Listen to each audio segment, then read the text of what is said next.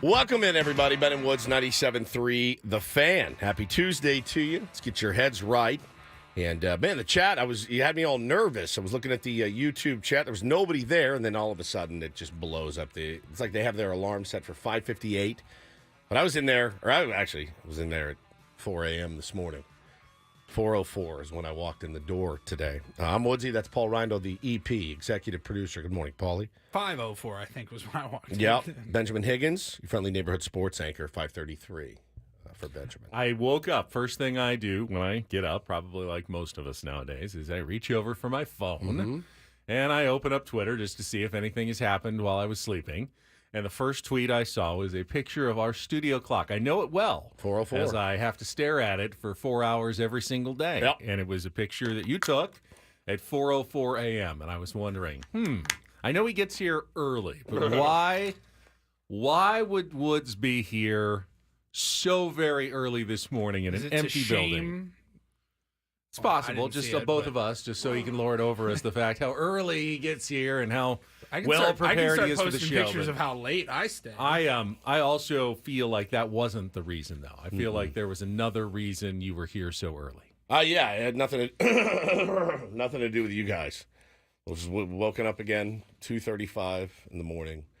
Your old pal Wood's not going to be around much longer, based on the quality of sleep and sleep that I get. I'm going to drop dead at some point.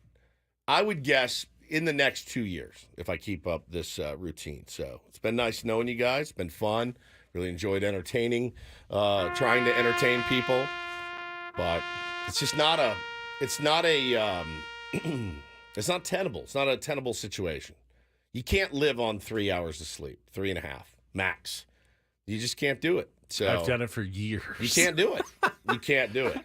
You can't do it. I think when you fall asleep, tell me more. I think when you fall asleep, you get REM sleep. I do not. I like a light. I get none. Zero. 4 minutes a night of REM sleep. I'm at my wit's end. You think it's because you've got kids? That is stressful, having the young kids. It's because I have a spouse that gets up at 1 o'clock in the morning. There's no question about it. You have a big house. Maybe you ought to sleep in separate bedrooms. Maybe I should sleep in another state, because that's what I'm considering today, is if I will live in another state at this point and do maybe afternoons somewhere. Yeah, man, it's just kicking my ass, dude. It's very, very tough. Somebody said I should go to one of those sensory deprivation tanks. If I could get one in my house, I would do it. I would absolutely do it. Sponsor alert. Sponsor alert. Anyone have a sensory deprivation tank that I can move into my home and just, all right, that's it, and just get inside? It's just untenable, man. It's not a situation for me that works anymore. I'm just cash. So you can't sleep through someone waking up. Benny, if we're all right, so let's say this is my bedroom. Okay, this is our bedroom, or my bedroom. And I hear this from the other room. I'm dead asleep, and I hear this. I'm up. Just tiny noise the like tiniest effing noise. Like, here, again. What? I'm up. So it's not, like, people are like, oh, man, this guy says, I've done it my whole Army career. And I'm like, well, I mean, if it works for you, great. What I'm telling you is it doesn't work for me. I don't sleep well. I don't sleep long. It's just not working. Earplugs. So, try it. Mask. Try it. Got it. Got it all. Ambien. Name it. The next thing is like I don't know, 6 whiskeys or something. Heroin. Just heroin, maybe, Paulie. I mean, just pass out. So, Andros says, my body is telling me that I don't need to sleep. That's false. It's absolutely false, man. Anyway, so that's why I got it. Once I am up, I'm like, well, I'm up. I might as well go in and see if I can whip up any magic here in the studio. I was not able to. So We did not. we did not whip up any magic, but you never know till you go in there. So yeah, man, it's today is somebody made the point. The start of a new winning streak starts today. Do we kiss this roach or do we smash this dude into 1,000 pieces? I still don't know. I'm going to give how about this? Last time we kissed it on Friday, they won. Okay, so I have no problem kissing give this the roach. little turd one more shot. won. They have the best record since we started kissing the roach in baseball. It's been unreal since the roach came in. I've lost the roach. All right, now that means you stomp it out. But listen, despite despite my tiredness, I am very happy to be here. I'm excited about our show today. We have something a little different coming up in just the next segment. And I had the chance to watch American Sports Story Aaron Hernandez. And I was struck immediately with the performance of Josh Rivera, who plays Aaron Hernandez. And we're going to be joined by him and one of the producers, Stu Zicherman, I think so. is going to be joining us in the next segment. But it's one of those docu-series dramas. It's going to be airing on FX, and it starts A week from today. a week from today. The best Set your comparison. DVRs. It's a Ryan Murphy directed docuseries. That's how Bo would say his name. Murphy. Oh, Ryan Murphy. Yeah, Ryan Murphy. And it's like a biopic. It's a dramatization. It's not a documentary that you've seen. Like Netflix had a huge 3-part was documentary, great. which was really good. Yep. This is totally different. It's supposed to be different. The best comparison would be it's the same OJ. people that did the OJ one where Cuba Gooding Jr. So good, played man. OJ. And, So good. Did we all not love that one? who was- I mean, I loved it. Ross. Ross was Kardashian. It was brilliant. I'm curious, though, if it's more of a authentic dramatization or more like the Winning Time Lakers, where the people involved would authentic. go, this wasn't, no, that's not how it happened. That's not, this is all just made up for drama, for television purposes. And I'm going to ask the Stu, the producer, like how close to reality did you try to keep it, or how much did you try to pizzazz it up for entertainment value? I mean, I think there's always a little pizzazz you have to add and kind of take some stretches on some storylines. But I think the bare bones, if you watch the documentaries, I think, did you watch the Aaron Hernandez docs? I did see some of those, yeah. Yeah, so it stays pretty true to that and uses a lot of stories that, like, his brother wrote a book, too, that's really telling. And talking about his sexuality and where he was with that. Mm-hmm. And that's a big player in this series as well. And I again, had the chance to do the advanced screening on it. And it's staggeringly good. And this guy, Josh Rivera, was so good, man. I just can't tell you, again, this performance. That's what fascinates me the most. I'm very excited that we were able to get him on the show. Yeah. Because, from what I've been told, he's not much of a football guy. He didn't play a ton of football. He wasn't a big sports guy. Wait till I ask him about his background in acting, and He's you're going to be actor. really surprised. And I'm like, dude, how do you prepare to Dude, play yes. a murderer? Yes. A crazy sociopathic. person? Yep, 100%. I mean, we all know the story, and I'm like, dude, that's gnarly to prepare for a role like that. I can't wait, and I hope we can get to keep him on for a little bit of time, because we're going to do that in the next segment. So we're actually going to break a little bit early so we can knock that out. It's the only time they had available. And then we will get into some of the other... Hey, no Padres last night? It No worked out Padres, great. yeah, 100%. So I hope everyone enjoyed a peaceful night at home. Just hate watching other teams like I did. And watching some Monday Night Football. We'll talk about that. Thanks so much to the 49ers for your transparency. Really, really we cool. will definitely Really talk cool. about Thanks so fantasy much. football carnage. It's not just fantasy. Last night. Yeah, it's so much that went into that last night. So we'll talk about all of that and then some this morning here on Ben and All Woods. right, I don't mind changing things around a little bit. So a little early Switch it break. up. Kelly's traffic, and then we'll come back with Josh Rivera, star, and Stu Zicherman, producer of the new Aaron Hernandez movie coming to FX. Next on Ben and Woods on 97.3 The Fan.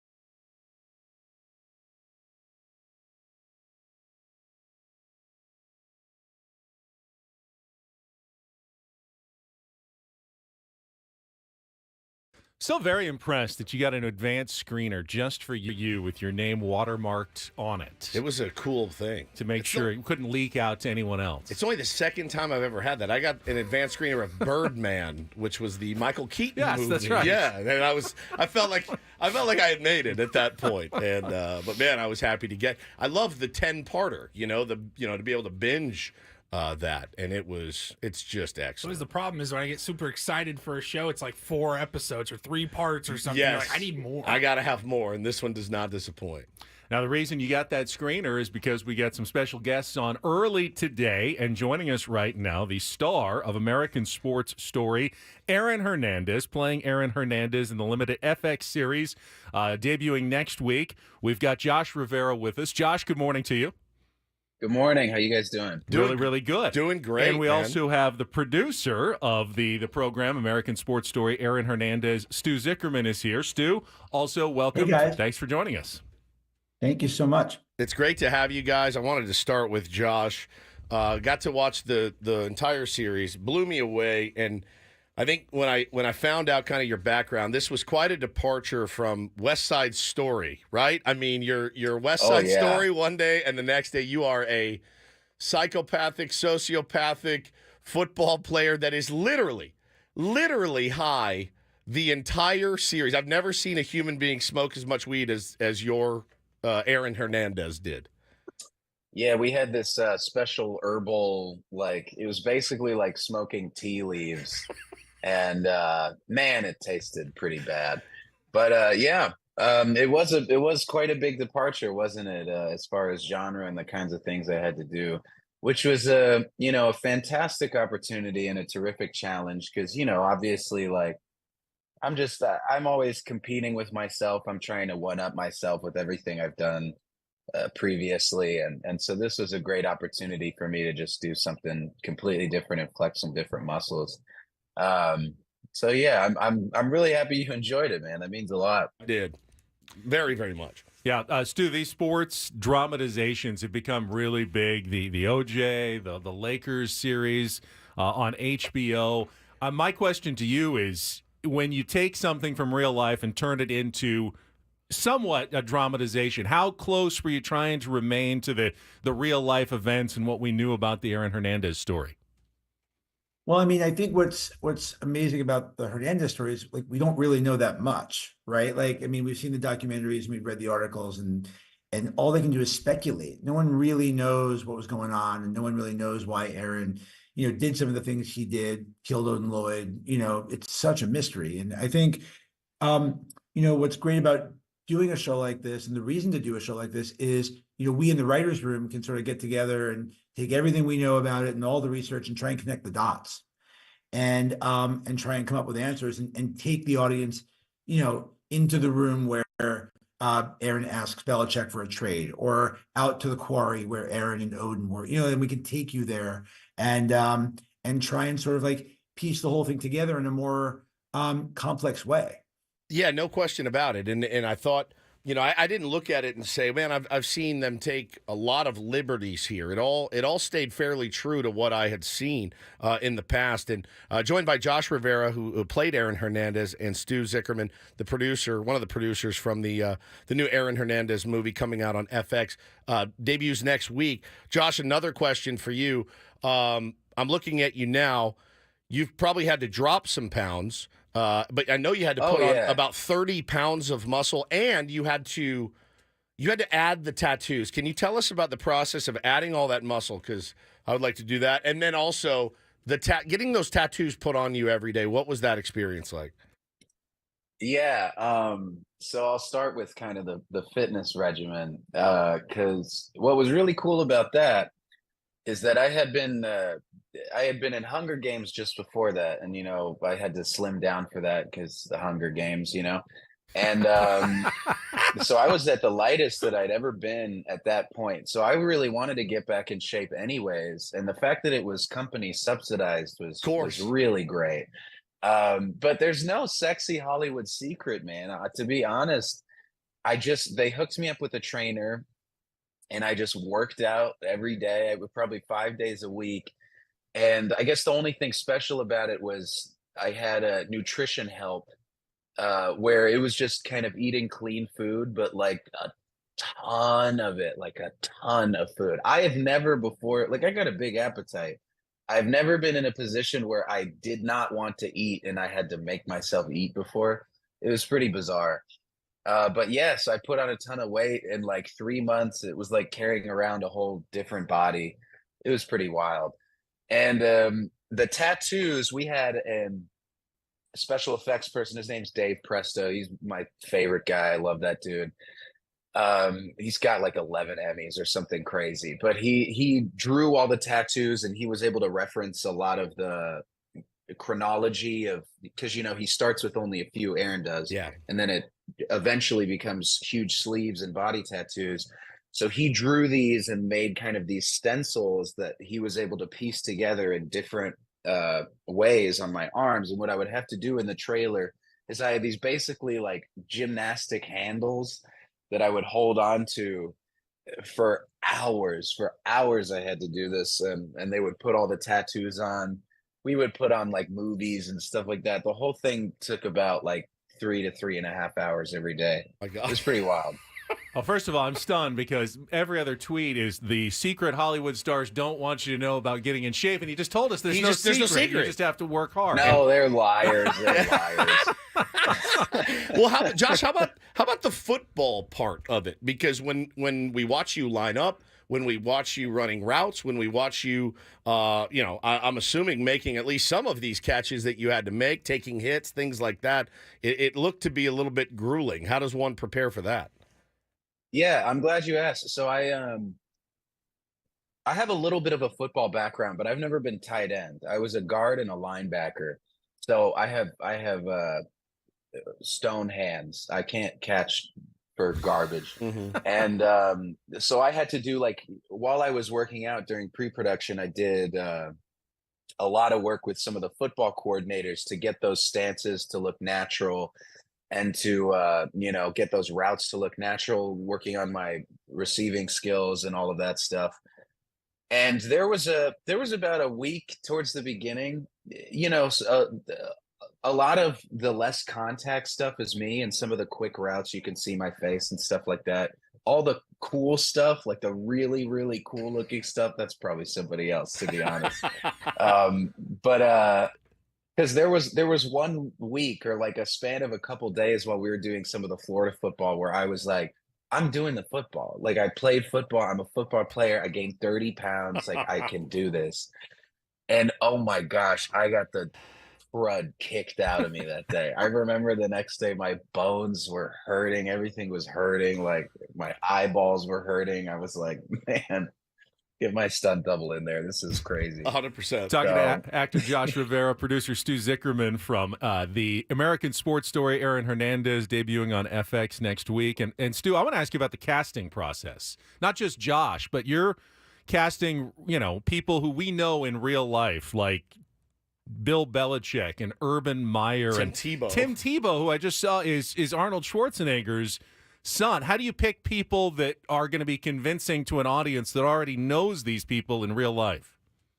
Yeah, again, it's a challenge. I think that, I've always felt like when I watch a show like this, because I'm a big sports fan, I watch a show where, someone's playing someone, I never think they look exactly like them at the first second, but very quickly, if it's good, like, I forget about that because the person sort of embodies the part, and I think that for us, we were just looking for people that could sort of like dimensionalize these characters, the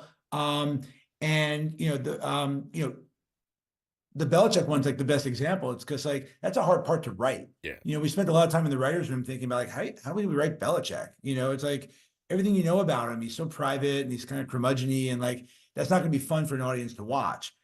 So like you have to think about how you're going to sort of bring these people to life, and then you have to cast it with actors.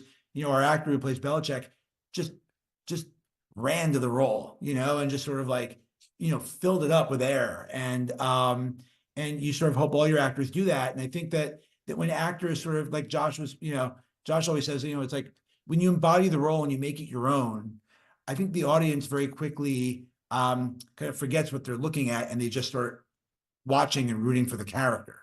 That's a really good point that you make, and I thought the guy that played Urban Meyer, I forgot. I just assumed after a couple of episodes, I'm watching Urban Meyer in a hospital bed, talking to his wife. That's what I pictured. And Josh, last one for me. So I got to imagine when you do your research and learn more about the Aaron Hernandez character. Look, man, I don't know that sympathetic is the word that I feel for him, but I do. When you kind of put the pieces together with him, I go, okay. I mean, it explains a lot. And where do you think he kind of lost his way? Was it high school? Was it Florida? Was it the NFL? And we talked about it a little bit on the show yesterday.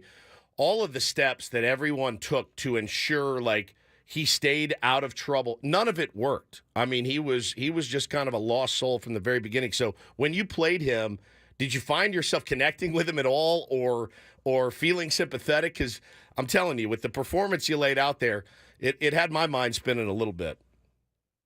Yeah, well, I'm glad you felt that way, because that means I did my job correctly. Just because approaching something, I try to approach everything from an actor's standpoint. Like, part of my job, a really huge component is to have empathy for the person that I'm playing. Sure. And if we're talking about the reality of it, like, the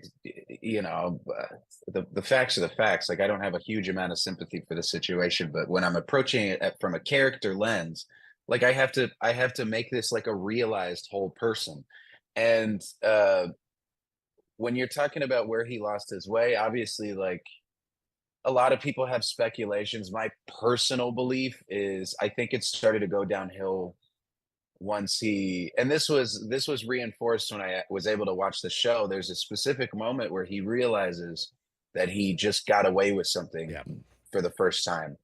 And you see the cinematography in that scene is really powerful, because you can just see it register that he doesn't play by the same rules as everybody else, and that dawns on him. And I think things just get worse and worse from there, because when you compound that realization with kind of a degenerative brain, or with a myriad of other issues that he's running into in his life, any normal person would be at least a little bit swayed by the premise of, by consequences. But he knows early on that he doesn't have to face those. He doesn't play by the same rules because he's really good at football and everybody wants to see him win. I think that was a pretty huge contributor. Well, we're very excited about American Sports Story, Aaron Hernandez. Gentlemen, thank you for your time. Let's get on with the hard work of promotion now after you put it all together. Thank you so much. Oh, yeah. Yeah, guys, thank you for watching. We really appreciate it. Our pleasure, man. Thanks so much. Thanks, Great dude. job. Thank you. Josh Rivera, American Sports Story, Aaron Hernandez, set to premiere September 17th. That is 1 week from today on FX. And how many episodes is it? 10? 10 episodes. Brilliant. Not really set up for a season 2, I would think. No, I think season 2 is not in the cards, but the guy's performance, you'll see. I mean, what a great dude, number one. You can just, see what a great guy he is. And then to watch his performance, the transformation into this absolute, sociopath is really dynamic. It's really well done. It's, like you said, a dramatization, but he crushes it. I was just hanging up with them on Zoom, and they were still hearing you talking about, like what a great dude. Like, what a great performance. And he was just raising his arms. He did, man. He knocked it out of the park. I mean, that's got to be so much fun. This part of the job, like, the job's not over once you cut the final scene. Right. The promotion, and I could hear them. They were talking about plans of when they're going to LA next for, like, Emmy stuff. Yeah. You know what I mean? Like, that's got to be the fun part. Like, that's all the hard work paying off. I really liked his performance so much that, like, I don't know that I would go watch West Side Story before. No, now that he's in it, I'm like, all right, maybe I'll go watch West Side Story. I mean, he was brilliant in it. And the process of having to get the tattoos. I know the straps every he's talking single about. day. You know those? You just stick your arms through them and just like hang there. I mean, I can't even imagine. Also, like, 30 pounds of muscle. Holy smokes. That easy. But they paid him to do it. I know. Yeah, it's on the house. It's great. Interesting stuff. Yeah, good for such a good movie. Such a good show. a non-Padres morning when they didn't have a game last night. A fun way to start the show. We will talk some baseball coming up, but since we're already on Hollywood, A little shout out to his family. Not for a little an one. absolute legend. Legend. I loved your tweet last night, too. We can bring that back. Thank you. I think you're right on that. Is it? Am I right? Is he the one person we can all agree on? He's the one person I think that everybody can agree on. I think so. Who doesn't like James Earl? Who Who's doesn't? the edge? Who's the edge lord out there that's like, he's not that great. That's coming up next with Benno Woods on 97.3 The Fan.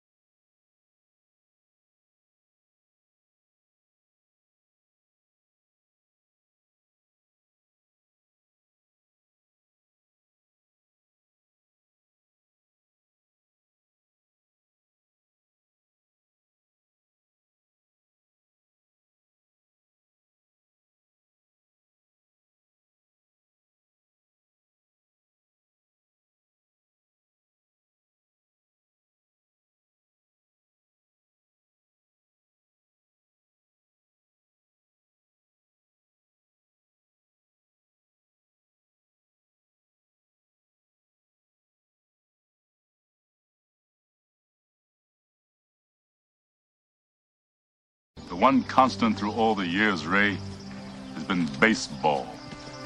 America has rolled by like an army of steamrollers.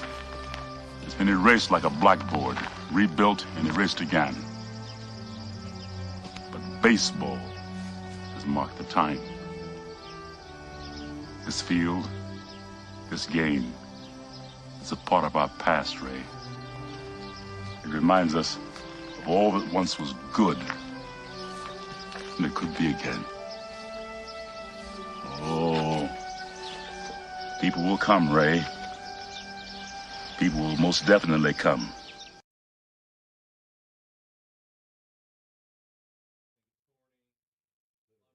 It's You don't even like that speech. It's overwrought, whatever. How can you not like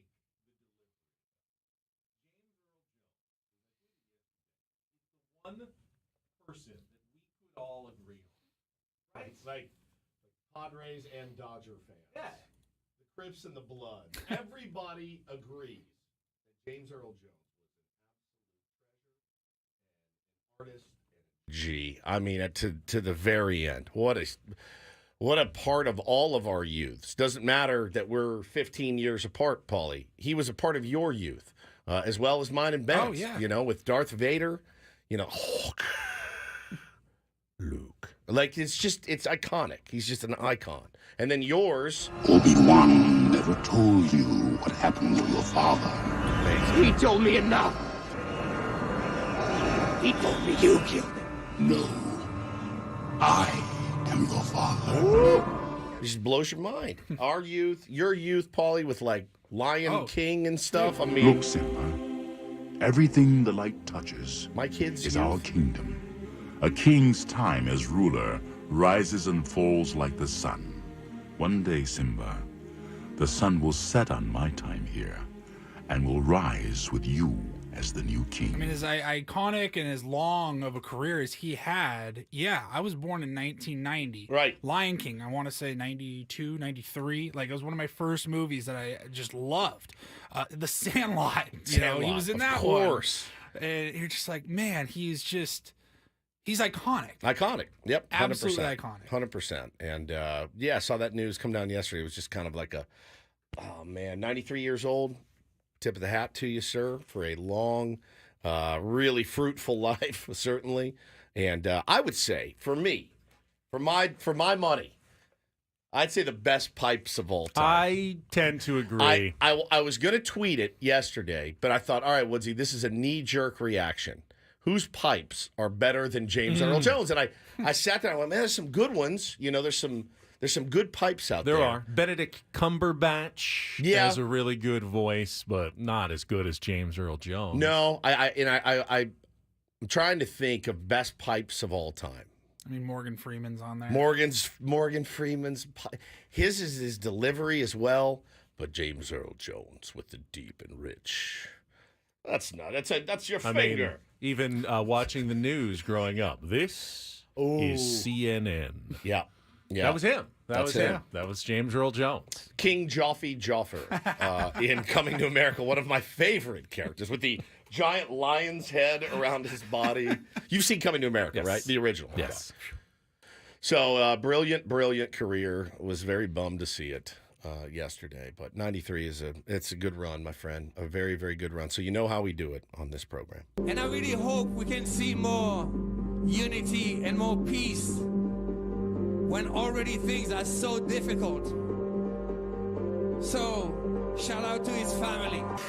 And good news here. Julian reminded us in the chat, as Paulie reminded me and Ben, that Disney actually licensed his voice to use pretty much whenever they want. So we will definitely get more James Earl Jones as time passes. I don't really know how I feel about that. Like AI James Earl I think. Jones? Yeah, I think that's the thing. Yeah, I'm not so sure about that either. I don't know how to feel about it. When in reality, like... Or was it like they licensed it to Lucas, then now Disney, and like Darth Vader will always be James Earl Jones?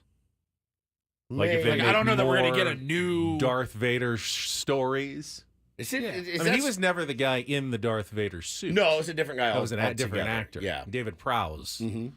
But it was his voice. But he's really, really great. But I don't know how to feel if it's AI. It would have been weird if they'd taken off the helmet and Luke's father was James Earl Jones. Not impossible, but I guess not. Not impossible, but it would have been a little bit different. Paulie, do you have that clip? I do. Okay, so yesterday, my friend Jack, it was actually Jack's idea. I want to give him credit. He goes, dude, tomorrow, I'm assuming you're going to do Shout Out To His Family for James Earl Jones. I said, yeah, at prime time. There's no Padres game. So Shout out to his family. We're going to mess around a little bit. He said, have Paulie run that through a Darth Vader filter. I go, it's a great idea. So I sent it to Paulie. I said, try to run that through a filter. Paulie sent it back to us. And, it hasn't really caught up yet. We don't have the same systems as Disney and Lucasfilms, apparently. Yeah, or maybe James Earl Jones is just so good that AI can't handle him. Maybe they're like it's too hard. But this here's is Darth Vader filter. Yeah. Shout out to his family. Excuse me. One more time. Shout out to his family. His family. His family. Hey, it's James Earl Jones. I'm from Wisconsin. How are you? Hey, shout out to his family. People will come, Ray. I swear to God, they will. They will. People will come, Ray. Baseball continues to just move on at its own pace. So people will most definitely come, Ray. Hey, how are you? Hey, did she get that hot dog out of her throat yet? Where's Moonlight Graham? Hey, Dak, can you get over here and get that hot dog out of her mouth? Shout out to his family. It's the weirdest thing I have ever heard. Shout out. That's the worst filter of all time. It's literally the worst filter of all time. I almost didn't even say Did you find that under bad Star Wars filters? It was like the first thing that Hey, popped shout up. out to his family. What in the hell is going on in here, dude? Oh. Shout out to his family. Hey, how are you? Shout out to his family. Yeah, welcome to Chicago. Hey, how are you, James? Rest in peace. Oh, God. And more Dan Aykroyd. Yeah, it's James more Earl Dan Jones. Aykroyd. God. Well, so if that's what we have to look forward to, then I'm gonna pass. Okay, on the whole thing. Hey, how are you, Ben? I know you want to talk Padres and all your math that you did last night. I do want to. I know you do. I had a purpose for it. I know you did. Do you know what my purpose was? To enrage me. No, that was not my purpose. I was trying to calm everybody down a little bit, and I succeeded. So with some people, I succeeded. Talk about that coming up right after a check of traffic here on 97.3 The Fan. From the 97.3 The Fan Traffic Center, here's Kelly Danick. Traffic is sponsored by California Department of Transportation. Just one problem to mention here, guys. Fire crews are responding to a small fire northbound side of the 5 right before E Street. Got the right lane blocked, so just watch out for a little activity there. That, again, is northbound 5 before E Street. Eastbound Interstate 8 will close from Jackson Drive to Route 67 from 9 p.m. Friday, September 13th through 5 a.m. Monday, September 16th. Follow the detour signs on Route 125 if you're in the area and give yourself more time to reach your destination. I'm Kelly Danick with Ben & Woods, San Diego's #1 sports station, 97.3 The Fan. Baseball coverage on 97.3 The Fan is presented by T-Mobile. Switch to T-Mobile. You can get tons of benefits, still save on every plan versus AT&T and Verizon. Use their savings calculator to find out how at T-Mobile.com/switch. Yeah, with no Padres game last night, it was full-on scoreboard watching and hoping for a little bit of help. And the Padres did get some from a pair of old friends, Ty France with an RBI double in the second inning, and Nick Martinez with 7 innings of 2-hit shutout ball as the Cincinnati Reds beat the Atlanta Braves 1-0. That knocks the Braves 2.5 games behind the Padres and a game behind the Mets, who pulled one out against the Blue Jays on a wild pitch and a pass ball in the 8th inning to get a 3-2 road win. So right now, Padres, game and a half up. Diamondbacks, a half game behind the Padres. Mets, a game and a half behind the Padres, and the Braves, 2.5 games behind the Padres, with the top 3 advancing to the postseason at the end of the regular season. Yeah, it was put on the end of that game, the Blue Jays game, and they had a runner on first. Winning run at the plate. Tying run on. Winning run at the plate.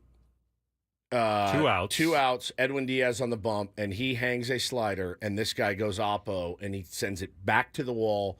And I'm like, here we go, walk-off win, right up against the wall, makes the catch. And I'm like, man, the Mets magic is He wasn't happening. quite Jackson Merrill in that situation. No, and they're again, they had the bases loaded and ended up scoring, like you said, on a pass ball and a wild pitch, and it was like, oh, okay, well, they're clearly going to win this game. And man, it was their magic is not seeming to dissipate right now. But why I did so much math on Twitter last night, I really have seen a lot of nervous Padres fans coming out of the woodwork after just 2 losses in a row by your San Diego Padres. And, of course, the tightening of the wild card standings. And, there are the doomers, and, like, this is how it starts, and the Padres are heading toward a very bad place in which they're going to miss the playoffs.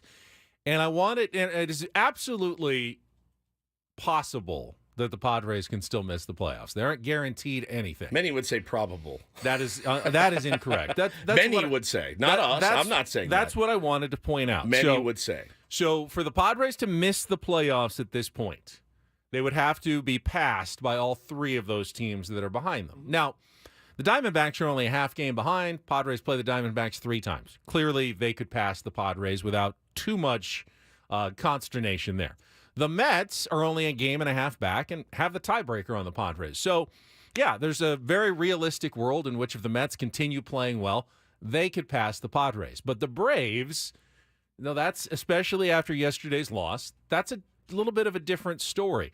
Yes, they're only 2.5 games back, and there's 17 games to play. So there's time, especially if the Padres don't play well. But remember, the Padres own the tiebreaker over the Atlanta Braves, which means for the Braves to pass the Padres, they're going to have to win 4 more games than the Padres the rest of the way. Okay. 4 more. So, for instance, if the Padres went 10-7 the rest of the season, which would be 7-7 and sweep the White Sox, for example, the Braves would have to go 14-4 to pass the Padres. Okay. And the Braves, by the way, still have 4 against the Dodgers, 3 against the Phillies, and 3 against the Mets. I like that. Which they can, they're at home. I mean, they can win some of those. That, like I said, nothing is guaranteed. But the Braves would have to pretty much play out of their mind to get to 14-4, with the Padres just kind of playing okay at 10-7. Even if the Padres have their worst stretch of the year. By the way, I checked. Their worst 17-game stretch of the season is 6-11. It's when they had 2 5-game losing streaks at the beginning of June, won a few games in between. That's the worst they've done all year in 17. The Braves would still need a winning record to pass the Padres. They need to go at least 10-8 in their last 18 games to pass the Padres. So, yes, it's possible.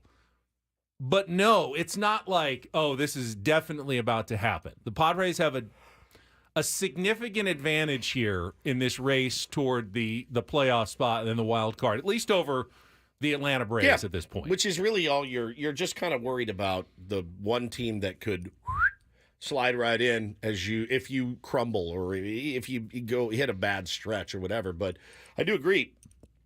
You need to avoid that. You can't count on any wins. I mean, you look at the White Sox. They've won. I'm sorry. Did I say the Phillies? The Braves play. I just want to make sure I got this accurate. I put it down. The Braves play the Mets, the Royals, and the Dodgers. Okay. Not the Phillies. Another Royals. Yeah. You just ruined my day. Yeah. I was all excited for that. But 3 playoff teams. Yeah. In their remaining 6 series. The Padres have Dodgers and Diamondbacks. Sure. And Astros. So it's no joke. I mean, it's similar, but the Padres are in a much better starting position than the Braves are.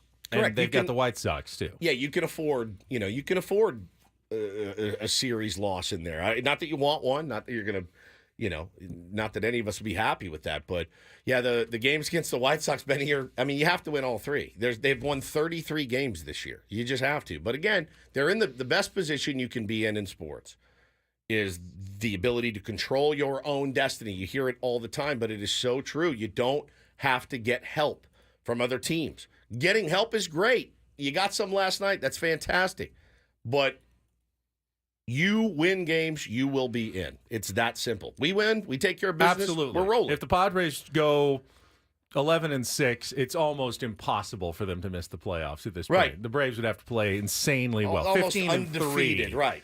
With that schedule, that is all, and the injuries they've suffered, that is not really a feasible finish to the season. So, I mean... Well, they would have to, completely tank and Arizona stays super hot Right. over the next 14. No, they'd have to re-get hot because Yes. they're very average right now. Like they would have to Arizona. play out of their minds for the next 14, and we would have to be horrible over our next 14 for that last series, those last 3 games to not be for a playoff spot. Correct. And what you kind of hope at a maximum it comes down to is, well, we're in, they're in. Let's see who plays at home, which is important. It's absolutely important. But hey, listen, if we get down to that point and that's all those 3 games matter, is seeding and where you play, I don't care. Good, we're in. As long as we make. I think it's it's very. important. I think I want it here, of course. It's a slight notch below getting in is having a home playoff series. We play better on the road, which is fine. Dude, you know my stance. We get to hit first. Fine. We give up a lot of early runs. Let us. If we end up playing in Arizona, as bummed as I am about not going down there to the ballpark and being a part of the energy and being at a bar before the game and all that, yes, it's going to suck. Not going to be that upset. As long as they're in, if we happen to get first licks and our pitcher doesn't have to go out there and give up 2 runs in the first and we play from behind, I'm absolutely okay with it. I can make myself feel better if it's at home. I can make myself feel better if it's on the road. I'm in. All I'm saying is I think 9-8 is probably good enough. 100%. If the Braves went 12-6 and the Padres went 9-8, Padres are in the playoffs. Yep. So they'd have to, even if they won every series, that wouldn't be good enough if the Padres go 9-8, if they didn't sweep at least one of them. All right, we'll come back. We've got a little take on Woods for you, and let's talk about the Monday Night Football, fantasy football controversy last night as well. Next on 97.3 The Fan.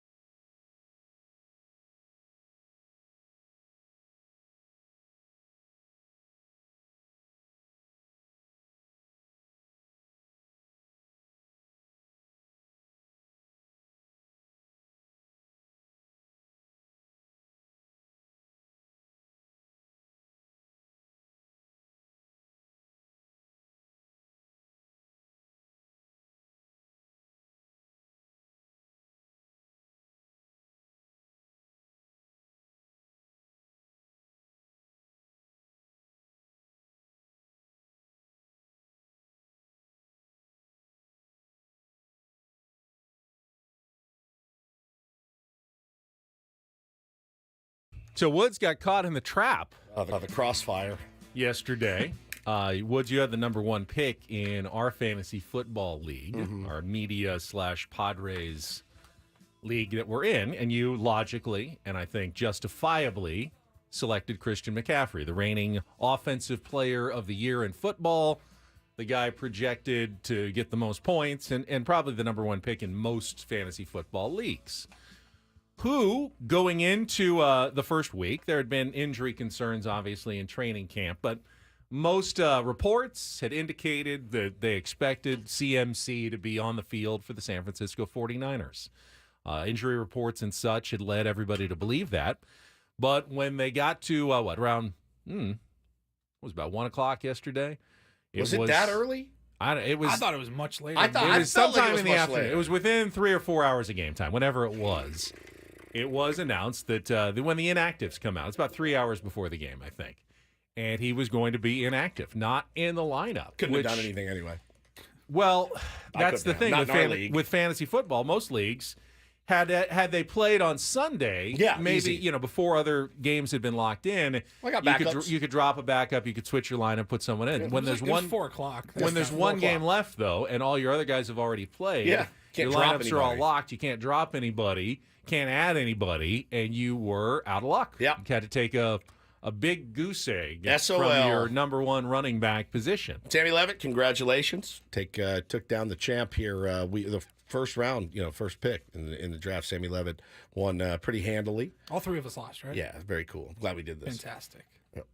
And obviously, you can't necessarily fault the 49ers. It's not in their best interest to let the New York Jets know days and days in advance that one of their star players isn't going to be on the field. That's a competitive disadvantage. But when so many people are investing so much time and money into their fantasy football leagues, you can have a lot of upset fans out there when they find out at the last minute that their star player is not going to be able to be on their team this week. The thing that panicked me even more than that was earlier in the day I had laid down a little wager on Niners minus 4.5. I thought this is going to be easy money. Well, and it turned out to be pretty easy money. Well, I didn't really need him. Because of his backup, Jordan Mason, who had a big game, close to 150 yards and a touchdown.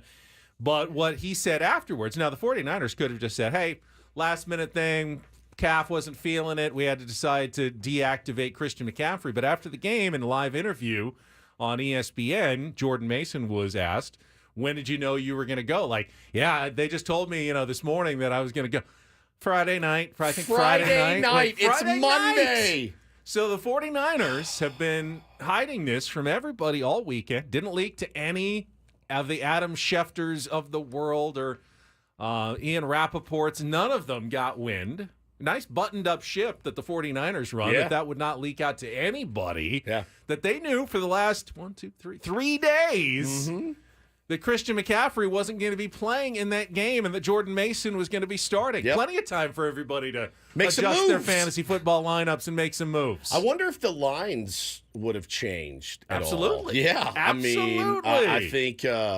I think that's definitely worth a point or two toward the Jets. Well, I bet yesterday, too, when people saw the news, if they hadn't put a wager down and they saw that news, they're like, ooh, I'm going to get smart here and put some money on the Jets with Breece Hall and Aaron Rodgers back. And I was wondering how that all affected the line. Yeah. So, again, good job to the Niners. Really good job. That's a well-run organization, being able to keep that under wraps. You didn't do me any favors, but you don't owe me anything either. So, it is what it is. As long as he comes back healthy. Is this something the NFL needs to address, or is it like, hey, you play fantasy football, you're taking your chances? It's a form of gambling like anything else, and guess what? Bad luck happens in gambling all the time. It does, but I do know this: the NFL is firmly in bed with gambling. Firmly, like they are next to each other, having breakfast in bed.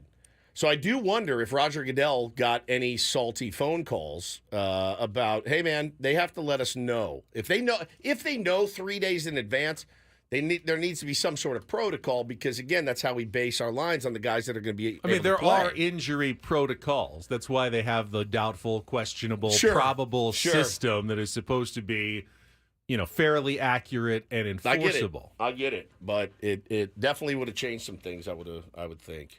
Need a contestant for Take on Woods if you want to join us and take on Woods for a chance to qualify for a trip to Las Vegas. Speaking of gambling, 833-288-0973, our musical trivia game coming up in just minutes. 833-288-0973. Give us a call right now. We'll put you on hold, get you online as a potential contestant. I can't say that I was horribly disappointed to see Aaron Rodgers' return not go that well.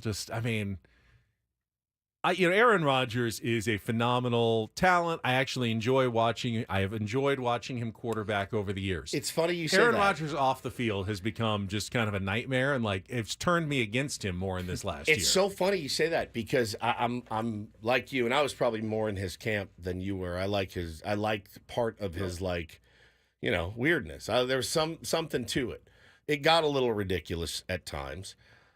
That said, when he drops back to pass, still enjoy it very much. I still really enjoy watching him play the actual game of football. When he drops back, he had a pass. I don't remember who he threw it to, but it was Sammy's receiver. So he got a big gain.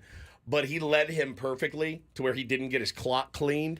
And you see him, it was for a first down, and he gives it I like watching him play football. Obviously, for a 40-year-old now, Yeah. he's still in phenomenal shape. But there is undoubtedly a dad playing with the kids vibe going on with Aaron Rodgers now out on the field. 100%. I mean, these 22, 23-year-old rookies out there, and Aaron Rodgers is starting to go a little silver and just a little gray. Looks like he's from a completely different generation than most of the other players on the field at this point. Yeah, I thought, and again, he didn't look terrible. He didn't look great. But it was... Yeah, there were a couple missed passes. He threw a pick. A couple of good ones also, as well man, that were on target. Also, I mean, the Niners are really, really good. They're really good. Watching them, their defense is a thing of, if you like football, they're really fun to watch. Week 1 overreaction already looks like it's going to be the Chiefs running away in the AFC and the 49ers running away in the NFC. I don't know that that's an overreaction. I think it's a good reaction. That's pretty much what's happened every year the last couple of years. They met in the Super Bowl last year, and I'm like, bro, they played without the best player in football yesterday. Yeah. They had, Brandon Ayuk missed a couple catches, and you heard Troy Aikman say, hey, that's what happens when you hold out. Did you hear Peyton Manning? You get a little rusty. Did you hear Peyton Manning? Yeah, it was on the Manning cast. He was... I was watching the Manning cast. Well, no, it's on Twitter. He was hot. When Ayuk dropped that pass in the end zone, he dove for it. That's why you get in camp. That's why you get in camp early. Get your contract signed. Get in camp. He was hot. And look, you're Peyton Manning. They were like, hey, falling all over themselves to give you the deal that you wanted. You never had to worry about holding out. But, man, I'm watching the Niners going, holy cow. George Kittle, so fun to watch. Brock Purdy is just as solid as it gets. Debo, so fun to watch. All those guys are fun to watch, and their defense, Fred Warner, those guys, they are a blast. I mean, they are Joey Bosa. Nick Bosa. They are a blast to Kyle watch. Shanahan, creative offense. I mean, the jet sweeps to Debo. It seems like just a well-run team. And looking at their schedule, maybe one loss in the first 6 games. I mean, they got Minnesota, the Rams, the Patriots, the Cardinals, and the Seahawks coming up before a game against Kansas City on Sunday, October 20th. Yep. Which I'm sure will be one that everyone kind of books. circles on their calendars as a big October test for both teams and a potential Super Bowl preview coming up in October. Yeah. But the 49ers look good without Christian McCaffrey. Now, throw him into the mix and see how good they're going to be. Hopefully he's just injured and in and out all year. Yes, That'd be super for fun. your fantasy football pleasure. I'm more upset with my Michael Pittman second-round pick after a 3-catch I'm more game. upset with my Marvin Harrison Jr. pick. Oh, my goodness gracious. Is that your first round? No, second round? Second, I think. Yeah. Back into the second or start of the third, one of the two. Yuck. No one cares about our fantasy. No. Literally nobody. Literally. Well, you know what? Even if you lose at fantasy football, you did win yesterday and take on Woods. did. Let's see if you can make it 2 in a row. Let's play our game.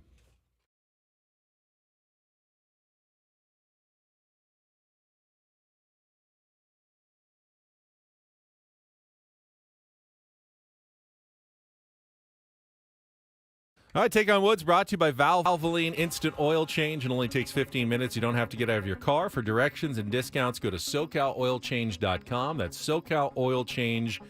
emnf.com. Paulie, pick someone at random for me. Oh, let's try. Is this Ray? Yes. Ray! Hi, Congratulations. Ray. Good morning. You are a contestant. What do you do, Ray? I'm a manager at a medical company. All right. Good luck.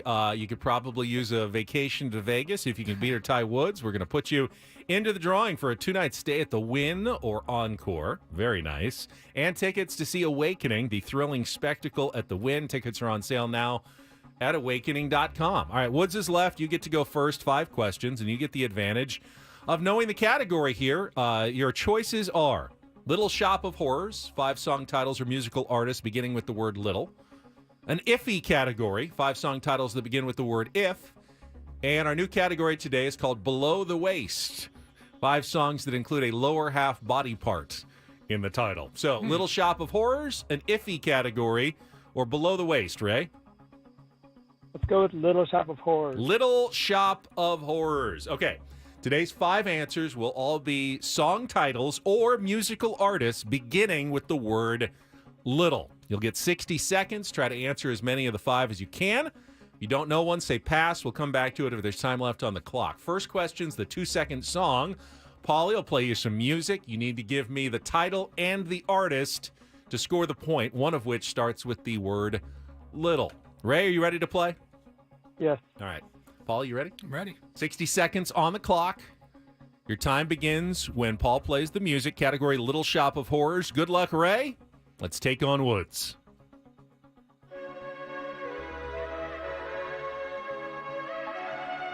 Little Lies, Fleetwood Mac. Correct. Which 1983 Prince hit uses an automotive theme as a metaphor for a one-night stand with a fast woman?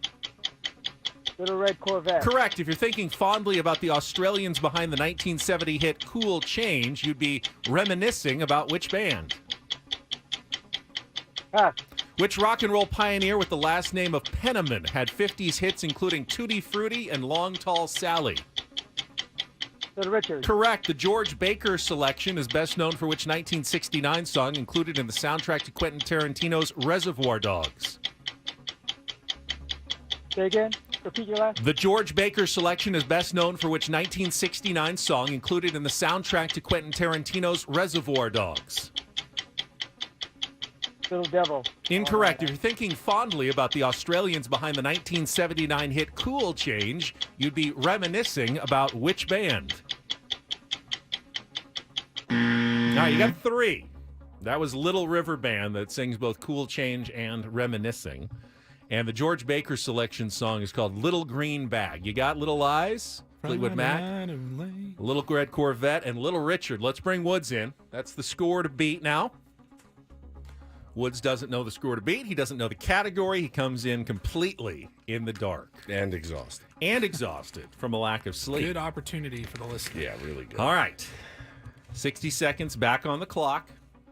Your time begins when Paul plays the music. Good luck, Woods. Let's take on Ray. Fleetwood Mac. Pass. Which 1983 Prince hit uses an automotive theme as a metaphor for a one-night stand with a fast woman?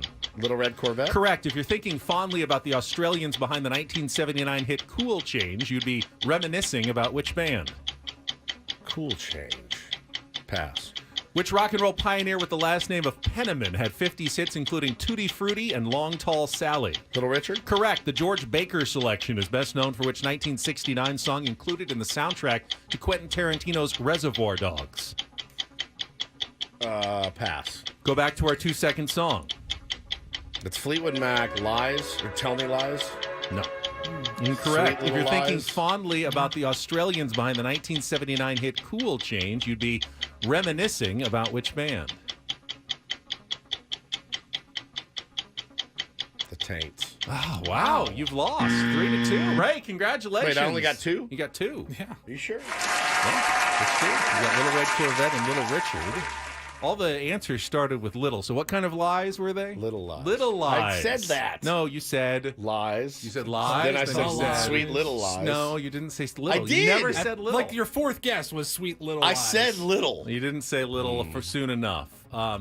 cool change and also reminiscing is Little River Band. Little River Band. And George Baker's selection is Little Green Bag. Ray, congratulations. Right. You are the winner today. Good luck. Congrats, buddy. In the drawing for Las Vegas. Stay in line. Paulie will get your information here. Hang tight for me, Ray. Get me when I'm tired and weak. Apparently. God dang it. Everybody's qualifying this month. Little Lies. Little Lies. The Not category lies. was Little Shop of Horrors. And everything said little. Started with the word little. Little Lies, Little Red I feel like that would have River helped Band, me. Little Richard, Little Green Bag. Yes, it would have. Yeah. All right. Very cool. Very cool way to start my Tuesday. Sorry about that, Woodsy. I'm happy for him. What's his name? Richard? Ray. Ray. Good job, Ray. Richard Penniman is Little Richard. You are tired today. Beat. All right. Good job, Ray. Good We're job, approaching Don't Do This Hall of Fame status for Deshaun Watson. When's enough? I think it was enough a while ago. This is the only team that didn't know it was enough. Separate from all the other stuff. Was right? the Browns. Brand new. It's brand new. Yesterday. He got to go. You can't. Dozens of women. But you can't cut him. I mean, Why he not? is. I'll tell you why. Coming up in Don't Do This. Next on 97.3 The Fan. First Traffic with Clay.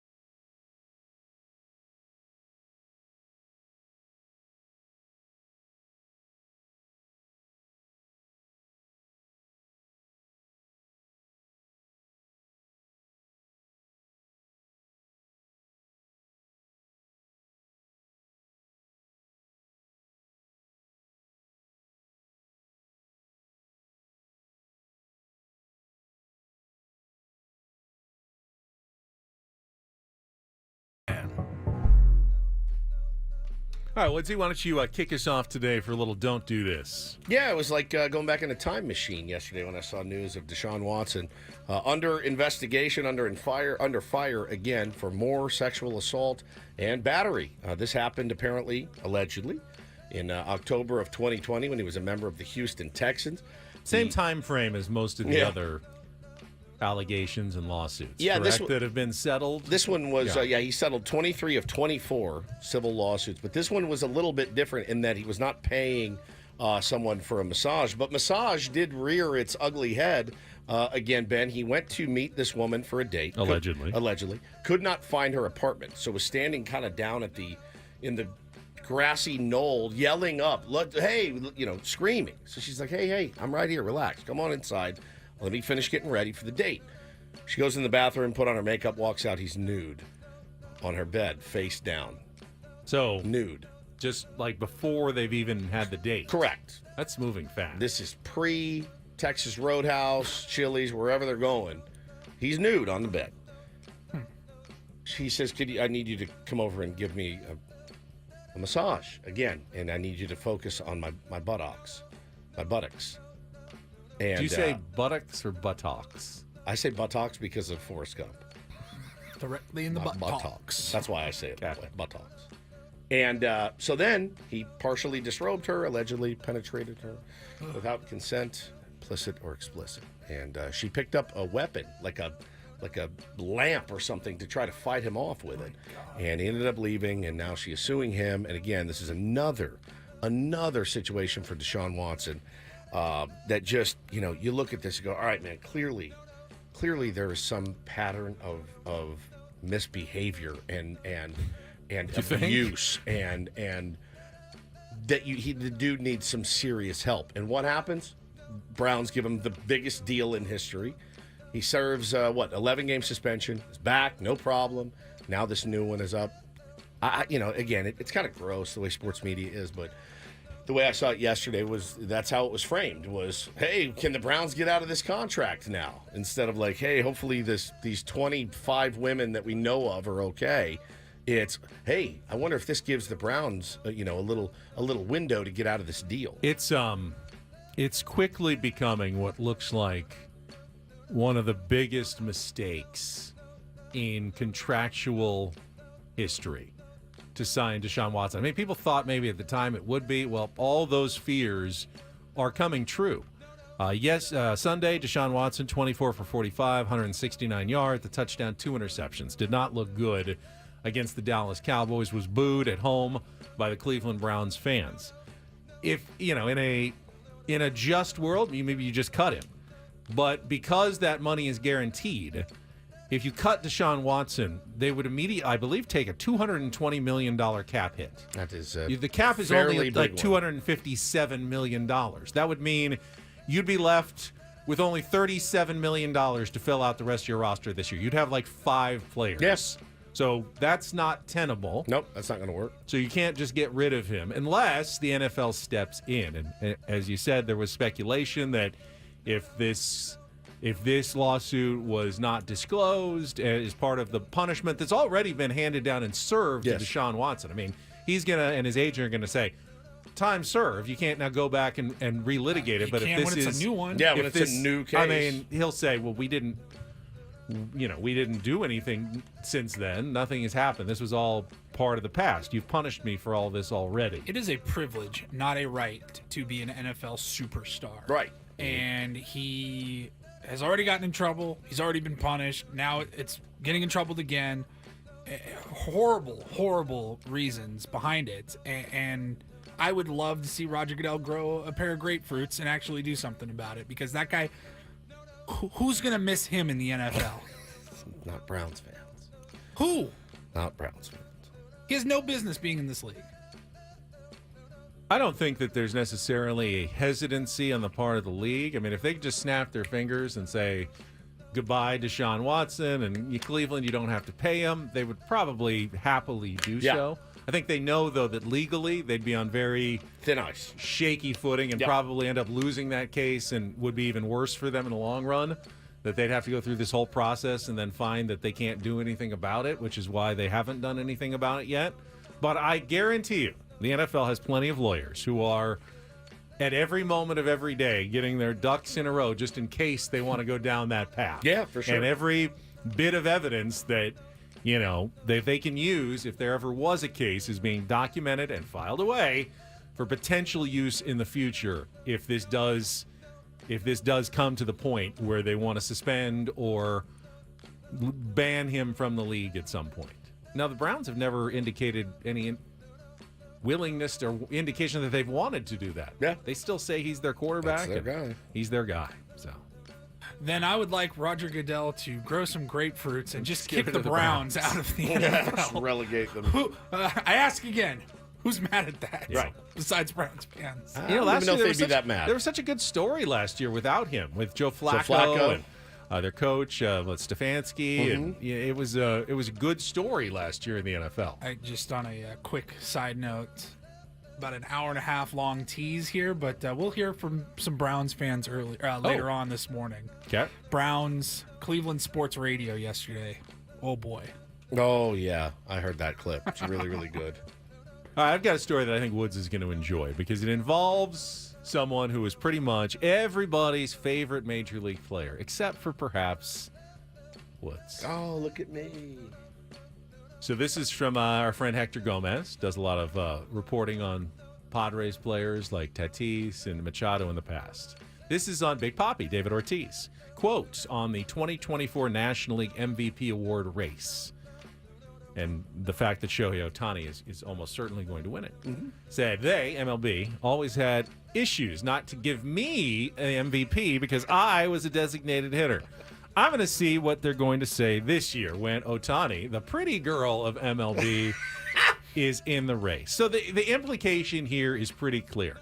David Ortiz is saying that there was a massive bias against him in particular, not just because he was a DH, but he wasn't the pretty girl of MLB. I mean, is he trying to argue He was that like the prettiest girl of everybody MLB. hated David Ortiz? Because if that's what he's going with, there really is no there's no basis to stand on that. Joe Sheehan pointed out that, well, in the years that Ortiz was an MVP candidate, and he did finish top 5 in MVP voting, he was never top 5 in WAR or any of the other statistics that Shohei Ohtani is this year. Well, so he didn't. He also didn't.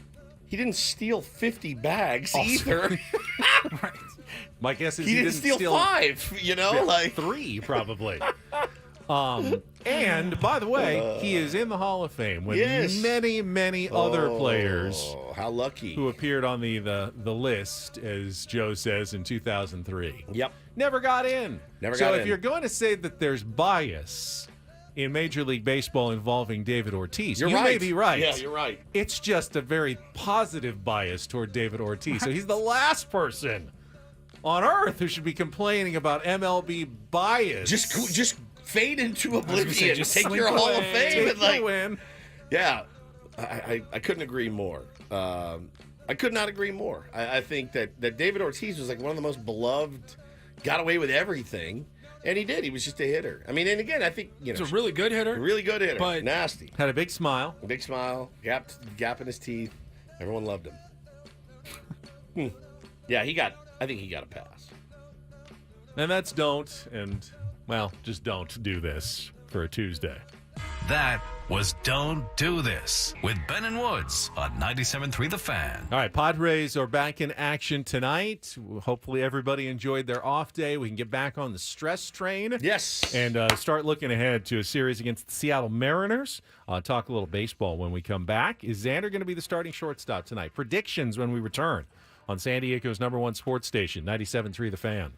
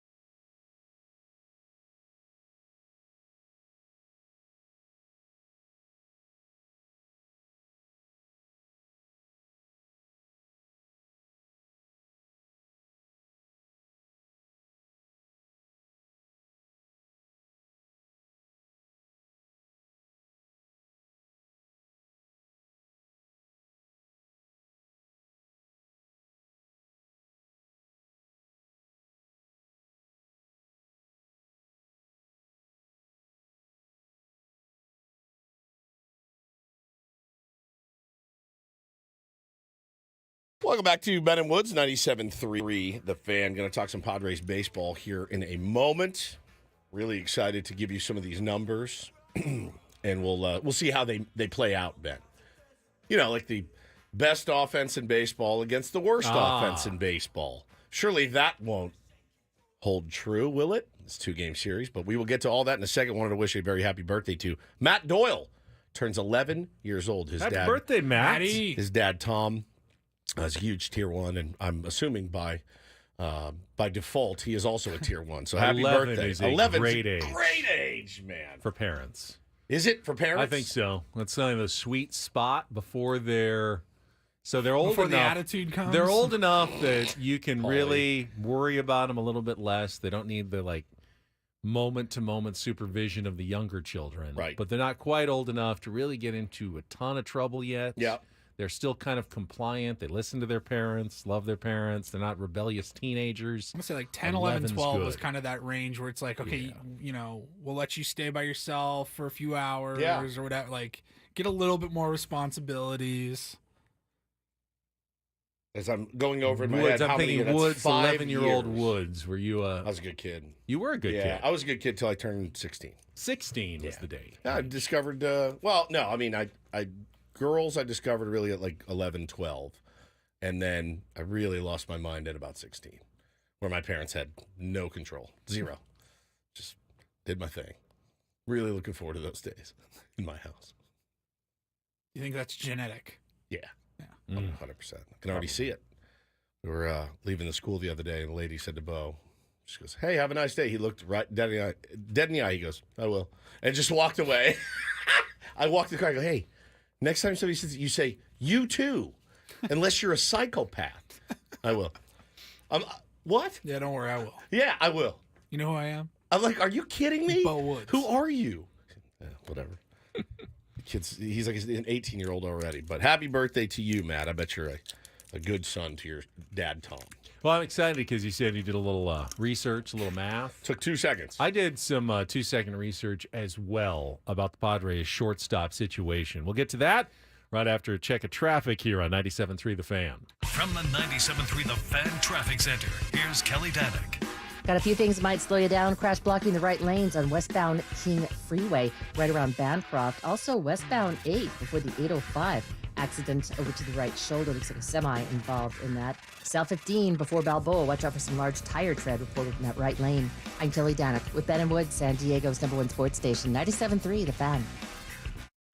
Just want to say I appreciate Mike Schilt and the Cardinal way and the fact that he values defense, and it's important to have a good defensive shortstop. And you know, of course. that's a way to win games, and they've won a lot of games that way. And I believe that you don't need your shortstop to hit 320 with 40 home runs. You can get by with a guy who's hitting 215 if he's giving you really solid defense. And Mason McCoy has given the Padres some solid defense while Ha-Seong Kim has been out. Here's the problem. He's not hitting 215 anymore. I went back and looked. This month, since the calendar turned to September, Mason McCoy is 2 for 18, and neither of the two left the infield. A bunt single and an infield single. God. This month, this entire month, there's been virtually no offensive production. Now, that's different than, scratch out a single every 4 to 5 at-bats, maybe driving a run, productive outs. He's had a couple of sack bunts. He had some, but most of the production came way back in August when he first, he had a good first week starting, and it was supposed to be, 10 days. And then Ha-Seong Kim was coming back. Well, that was August 18th when he got hurt. That was 23 days ago now. That's 3 weeks. No one was anticipating a 3-week absence for Ha-Seong Kim. Well, and then the report comes out, yesterday or the day before, that he's just not doing great, not responding, can't make the throw across the diamond. Fairly important for a shortstop to be able to do that. And, we warned people, Hey, man, be careful what you wish for. You know, Ha-Seong Kim isn't having the world's greatest season, but he can still get a walk. He can still hit one out of the ballpark. Yeah, I see some in the chat going, oh, you mean the same offense as Ha-Seong Kim? No. Like, Ha-Seong Kim way worse. Gets on base. Yeah. He sees tons of pitches. He makes other pitchers work hard. I'll promise you, other NL pitchers don't love seeing Ha-Seong Kim. Yep. They may get him out, but it's not a fun at-bat. He's got enough pop where you have to be careful to him. He's got speed when he gets out of the base path. I know Mason McCoy does as well, but he actually gets on base. He gets on base, I think, as much as like Jackson Merrill does. Well, yeah. I mean, you see the sarcastic stuff in the chat. Oh, but he walks. Yes, and guess who's after him? Luis Ariz. Like if he's in the 9 hole, Luis Ariz is up next. Don't you want a guy on base when Luis Ariz comes up? Don't you want somebody there to clog up the base paths and to score runs? I mean. So, yeah, if McCoy's 2 for what? 19. Yeah, it's not going to get the job done. And again, when he came up, I said, I don't really need him to hit much. I just need him to play good D. Well, I changed my mind. I need him to hit a little bit. You know, he's got to hit a little bit because, you know, with the some of the black hole, it's black hole time again sometimes when you're rolling out 7, 8, and 9 right now. If it's Campy, McCoy, and who am I missing here? Campy, McCoy, and... Who am I missing? Well, Merrill's been hitting 7th lately, so it's really just 8, 9. It's 8, right 9. Now, Yeah, but, Tyler Wade will get thrown in the mix every now and then. So it just, man, if you have an option, and they do, it's probably time to use that bullet. Which to me, just based on the fact that it was even semi-acknowledged by Mike Schilt on Sunday or Saturday or whenever it was, I would expect, my guess, and I don't know, but I would guess that Xander Bogaerts will start at short tonight in game 1 of this series. Yeah. Got a day, get your mind around it. You know what? It's just for as long as we need you. It may be another 5 days. It may be through the playoffs. We don't know what Ha-Seong Kim is going to be, when he's going to come back, but we need you. You're the best option for this team right now. And I think what Xander should know, and we have both expressed our absolute understanding at what Xander has gone through, willingly changing positions too. And Mike Schilt came on this show and explained how difficult it really is to switch from short to second in particular, with the game now kind of behind you as opposed to in front of you. I got to imagine, though, the transition back is fairly easy. It's a little bit easier. Yeah. He's played it for so long. We have expressed plenty of understanding when it comes to Xander Bogaerts' hesitancy. Can we tell Xander right now, and I doubt he's listening, but if we were, Padres fans can also be understanding, knowing, hey, if you're not perfect and you do commit an error because you haven't been there for a while, we get that. We know, though, that you are doing something that the team needs right now. Absolutely. I think that goes and a that's long okay. way. I think that's that goes okay. a long way. You know, don't worry about the fact that you may not be the Xander Bogaerts you used to be at short. That's not the standard anymore. The standard is your bat's in the lineup. It gets either Solano's bat or someone else's, Peralta's bat, into the lineup as the DH if Ariz is at first, and makes the Padres a better team and a better lineup overall. And you're not a bad defender either yourself. So this is the standard that I think needs to be set for a Xander Bogaerts move back to shortstop. Yeah, I think I'm all for it. You know, I understood why he was reluctant to do it, certainly. Because, again, you know, he's already made the move. So, but, man, with 17 games to go and hopefully some playoffs in the future, hopefully the eye's on the prize. He got his money. You know, he's going to get paid no matter what, no matter how he performs. He's still going to get paid. So. I think sometimes I see the point. Hey, he's being paid so much. Just do what you're told. I don't think he's worried about, I'm not going to get my money, or right. I think he's got his money. I think he truly is. I think he's truly worried about hurting the team by right. not playing his best at a different position. And what I'm saying is that, no, even if you're not at your best there, you're helping the team by doing that. And just understand that will be appreciated by all of us, the fan base as well, for what you are doing. Don't make your own standards the enemy of what's good for the Padres as a whole. It's good that he has high standards. Sure. He wants to excel wherever he's going to play and put himself in a position to succeed because he thinks that helps the team. But in this case, sometimes you have to lower your standards to actually raise the profile of the entire team. Satan's Blowfish says it'd be nice if the top three in the rotation could get back to form. None of those three feel like a lock or high percentage win right now. I couldn't agree more, Satan's Blowfish, but why not both? At this point, why not get Solano's bat in the lineup? Gives you a great AB. You got some tough challenges the next two nights against the Seattle Mariners. And let's rip the Band-Aid off here. And look, if you're Darvish tonight, trying to work your way back, trying to knock more rust off tonight. Knock on wood, and as the numbers bear out, it's a good team to do it against. Okay, this is not a good contact team. 5 clean innings out of you. It would be amazing. It'd be incredible. When you say top 65, three 70 struggling in the rotation, obviously Darvish, we expected some rust. If he's in Satan's top 3, so if he's in one of the top 3, I'm assuming he means Cease, Musgrove, Darvish. I think there's nothing to panic about yet. I'd like to see another step forward here from you, but this is part of his process of returning. Musgrove has been fantastic since he came back. One stretch of 5 minutes that was weird. Outside of that, he's been great. 6 starts. He's been beyond great. Yep. He's been the best maybe we've ever seen him. So I don't want to just go ahead and say, Musgrove's got to get over his struggles.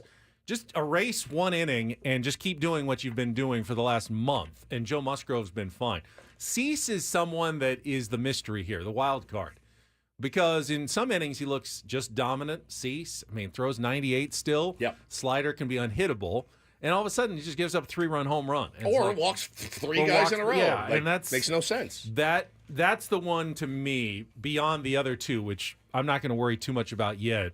Okay. But we've seen that. We saw it early in the season, and he got locked in. Through a no-hitter. A lot of pitchers do that. They're not locked in every single start. Yeah. Hopefully, we're at the point where maybe he gets locked in heading toward October, and we see the same Dylan Cease that we saw during the no-hitter stretch. When do you want that Dylan Cease back?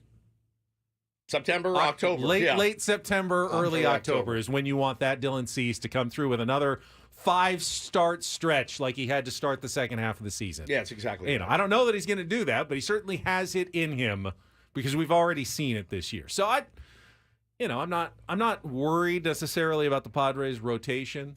But yeah, it's definitely cost them a couple of games lately, for sure. Well, and if you're Darvish tonight, this is a good team to get on track against, if based on the numbers. The worst hitting team in baseball, Benny. The lowest average in baseball. Only they are behind the Chicago White Sox. Strike out a ton, and they strike out. They strike out more than any other team in baseball, and they are a full 10 points behind the LA Angels, who are in 28th place. And they get on base at a better clip, but it's still nothing major. They don't slug a ton either. This is a good landing spot for Darvish tonight. So they also beat the Padres twice at Petco Park earlier this year, including putting up 8 in one of those games. So there's no guarantees. Think about how much we skewed their offensive numbers in that one game. Now the Padres struggled against their pitchers in that series. They're seeing 2 different pitchers in this series. In that series, it was they saw Gilbert. And they saw Bryce Miller. And in this series, they're seeing George Kirby today and Brian Wu tomorrow. Is it good? Is it bad? You had to look at the other guys. Now you got to get a fresh look at new guys, but you didn't do well against the other guys. So, maybe these guys are more to your liking, but that's just the reality. They're facing 2 different pitchers this series. Padres countering, as you said, with Darvish tonight, 6:40. 5:40 Eco Water SoCal pregame show with Sam Levitt. And then Michael King, we mentioned it yesterday. They're moving him up. Not on short rest, but because of the off day on regular rest and pushing Martin Perez back to get Michael King's, the one guy who really has been throwing consistently well lately for the Padres, get him an extra start in here, move him up to try to make sure you win at least one, if not both of these games up in Seattle. Yeah, 100%. You got a tough order tonight in George Kirby. He's pretty nasty. So, again, first licks, you're going to get your shot to get to him early, put him on the ropes, see what happens. But, yeah, Darvish, he's just got to continue to build. I'm sure he's on a 65, 70 pitch count again tonight, and hopefully he looked at his last start and figured some things out, just didn't have a lot of command, which is to be expected. So if he's spinning it, Benny, and the velo stays the same, I think he can be really successful tonight. The Mets will continue their series against the Blue Jays on the road. Mentioned the Mets won 3-2 yesterday. The Diamondbacks open their series against the Texas Rangers. That's in Arizona. It's a good pitching matchup tonight. Eovaldi against Zach Gallen in the first game of that series. Nasty. Two really good arms, so expect a low-scoring one there. And the Braves, that was a makeup game against Cincinnati yesterday. They get a short 2-game series in Washington against the Nationals, who have not been playing well. They do have Mackenzie Gore, so another old friend alert. Nick Martinez helped the Padres out yesterday. Can Mackenzie Gore be the latest to help the Padres out today as he pitches against the Atlanta Braves? Try to reduce that magic number from, I believe, 15 is where it's at over the Braves to clinch a playoff spot for the Padres. And the Dodgers lost last night to the Cubs. Cody Bellinger came back to L.A., hit an early home run. So did Michael Bush, who was another one that they traded. That's right. Yeah. They will come back. Off Walker Buehler, by the way. So it's the doubly special. Game 2 of that series. So the Dodgers are up 5.5 games on the Padres at this point. Game 2 of the series is an interesting pitching matchup. It's Shota Imanaga and the return of Yoshinobu Yamamoto. Ooh, is that tonight? So, yeah, two Japanese stars squaring off against each other, both with sub-3 ERAs. Obviously, Yamamoto has not pitched in a couple of months since he went on the injured list. So this is his return, and it comes against another Japanese star. So expect that game to be well-rated in Tokyo tonight as they keep an eye on, if the Cubs can help out the Padres by beating the Dodgers, definitely not going to complain about that. I don't really still see the division as in play. I think the Dodgers still have like a 98% chance of winning the NL West at this point. But, hey, a loss is a loss, and we're here for it.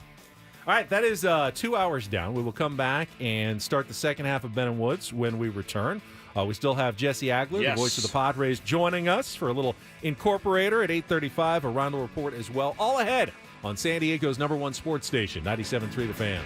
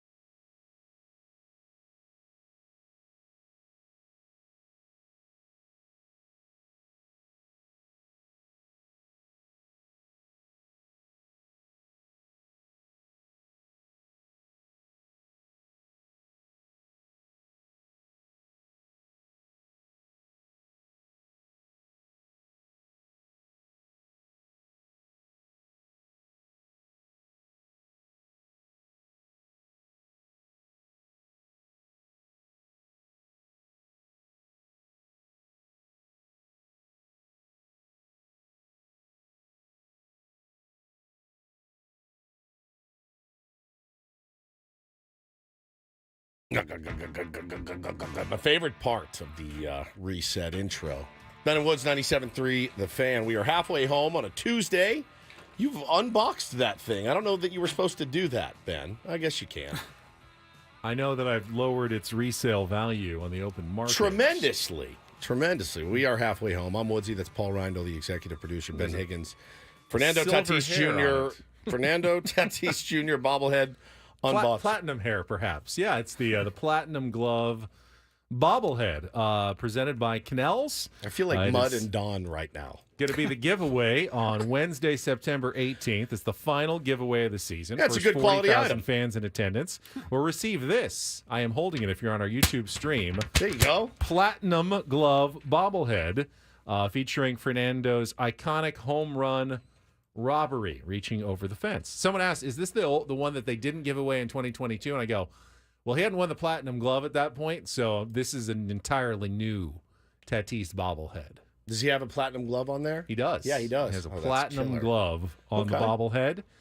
You can learn more at Padres.com/giveaways. Now, if I wanted to, I could put it back into its molded plastic case and then back into the... Oh, somebody in the chat says, JH619 said, but it has sunglasses on, though. That's pretty good.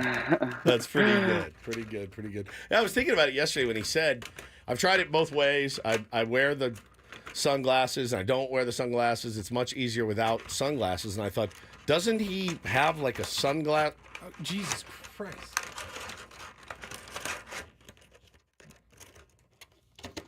You know what? Give me the toy.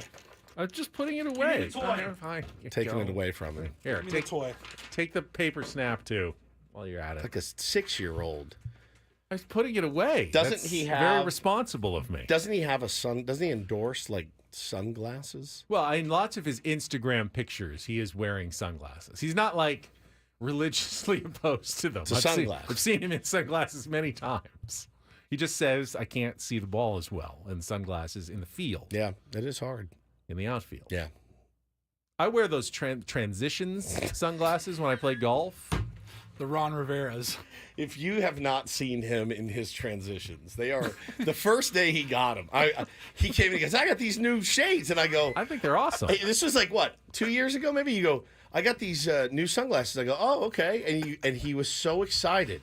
He goes, yeah, they change when you go outside, and I go, you didn't get them. They don't change dark when you walk outside. He goes, when like the clouds come out, then they don't get as dark, so you don't have to like be changing your glasses. Plus, they're prescription, so I can see. Right. Because I can read up close, but at a distance, I can't see the golf ball anymore, so I need them to actually see my shot now. It's such a dad move. The transition lenses are like one of the main dad moves. Is to get those. You were so excited about it. I'm sorry to crap all over it. I was sorry then, 2 years ago. I'll just wait until Fernando starts wearing them, and then they'll be cool for everybody, and I will be ahead of the game. Why don't they wear those then in the big leagues? I'm not sure. It seems like it would be ideal because they're always dealing with the... I mean, remember the flip sunglasses where they'd have them down and then they'd flip them up? Flip them back down. Yeah. That's what transitions are. You don't have to do anything. You don't have to do anything. They'll just change on their own when you Ron need them to be darker or lighter. Ron Rivera just laid Jim Harbaugh me out. wears them. Harbaugh wears them. Yeah. Big in the coaching circles. Man, so are yours not readers? No, they're the opposite. Okay. I have to take them off if I want to read. I can read just fine. I'm nearsighted. Everybody always yells at me, like, Woods, you take your glasses on and off on the show like 100 times. I'm like, yeah, because... I don't like wearing them. But this was actually, I got these because about, a year and a half, 2 years ago, I found myself unable to see the words on the teleprompter at Channel 10, which is kind of across the room when I'm talking. I'm standing in one of those walls, and the camera is a good 15 feet away, and I'm going... squinting every single time I'm on television is not a good look. I probably should go to an optometrist. And they put glasses on, and I go... Oh, yes, I can see now. Yeah. I didn't realize how bad it has gotten over the last couple of years. But, yeah, these glasses actually do help me see at a distance. Yeah, Lisa says transitions are never dark or light enough. They always look gray. Yes, there's always shades of gray. Keegan says transition glasses automatically increase your credit score. That's true. That's true. You have those on. Yeah, and I like the flip glasses. Somebody said Tony Gwynn used to wear the flips. I think they looked badass. If they're up and just little things poking out the side, and then you go back for a ball and flip them down. I mean, I could never do it. I could never do it. It's That's too much. kind of what Tatis needs, though, because Kind of, yeah. he needs no sunglasses to see it off the bat. Essentially, is what I'm hearing. Like the sunglasses make it hard to see it at a distance, but as it's getting closer, if you're looking into the sun, you need them. So flip them It's right a lot down. to do. Though. I don't see anyone wearing those nor anymore. do I. Though. And there's probably a reason for it. I don't know what it is, but it sounds like something that would be a good deep dive to go and ask the players. Maybe at spring training next year we'll ask them. Why don't you use the? I feel like Crony would wear flips.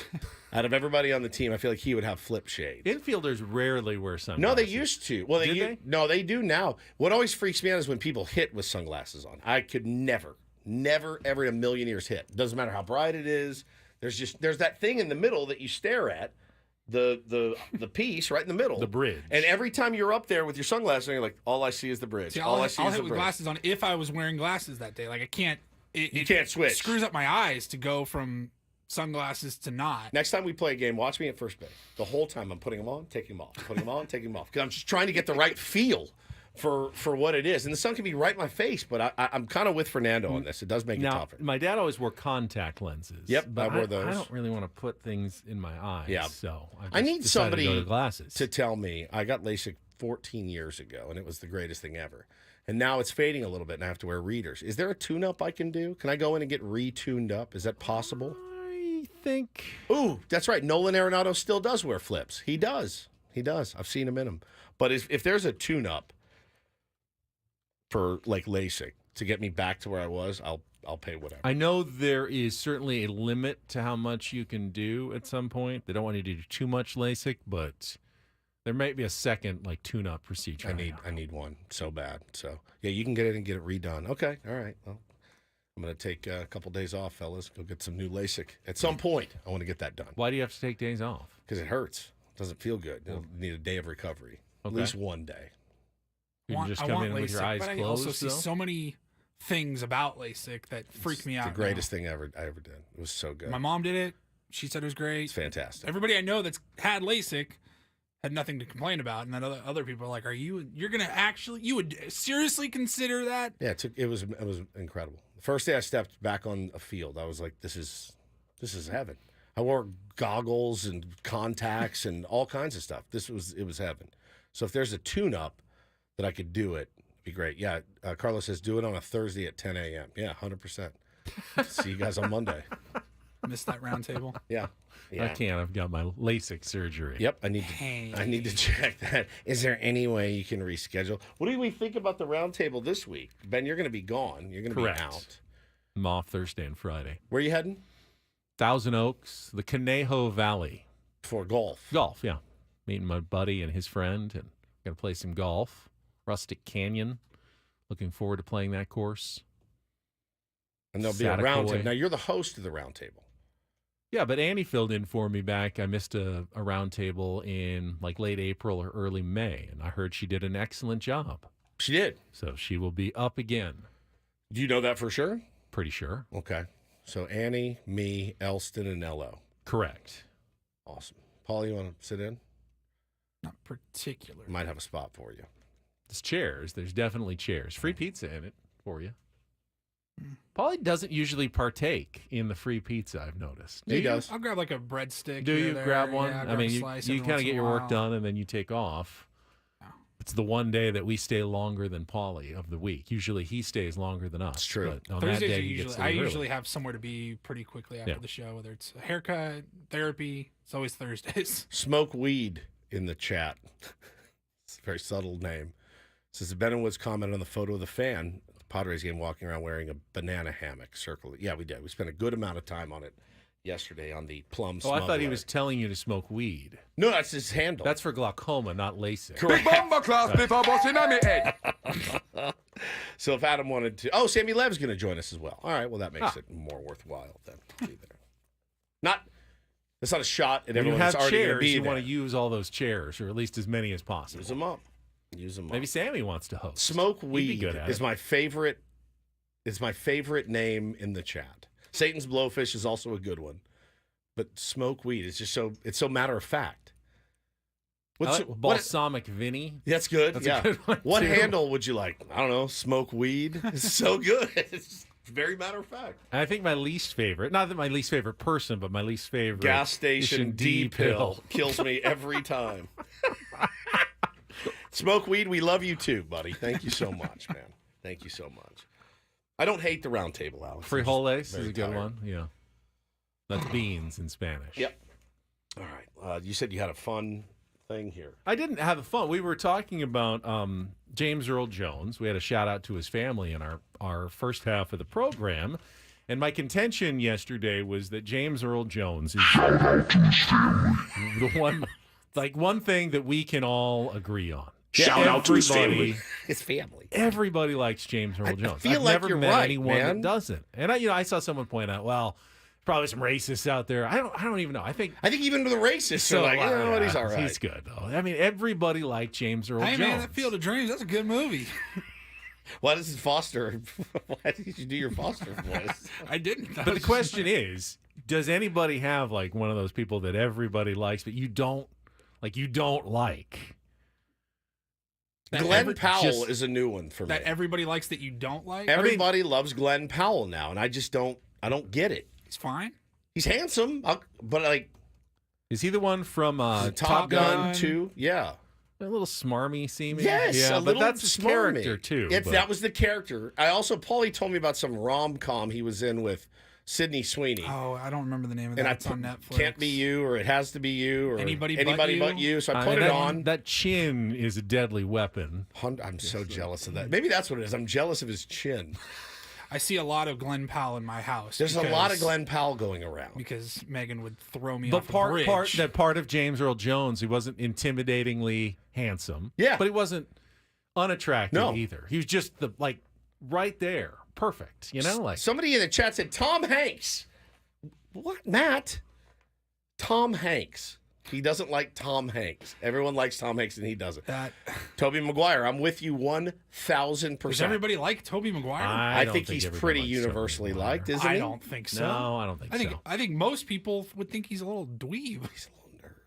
Yeah. A lot of people get so popular that makes them unappealing. Correct. Too. Maybe that's what it is with Tom Hanks. Yeah, you just man, everybody likes him too much. But James Earl Jones never got that way. He didn't overexpose himself. He wasn't like, I'm going to just be in it. Everyone loves me, so I'm just going to take every single role and be in every movie. He just, he was out there just the right amount. He wasn't too much in the public, but he wasn't too private and so reclusive. good. It was like perfect. Ricardo, I agree with this one. Ricardo says The Rock. I'm there. I'm with you. Everybody likes The Rock? Yeah. He's like universally loved, I think. Oh.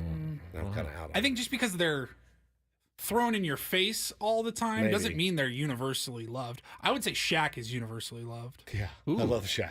Who doesn't like Shaq? I mean, Boston Celtics fans probably. Sports, Even today, I bet they're like, I bet they he's still pretty like great it's on tough with TNT. sports fans because you always have an opposing fan base that's never going to be your biggest supporters for sure. We're talking about, Tom Cruise has plenty of haters. Oh, plenty. Yes. Yeah. Talking about Plenty. actors that we think are kind of universally Snoop's loved. not a bad call.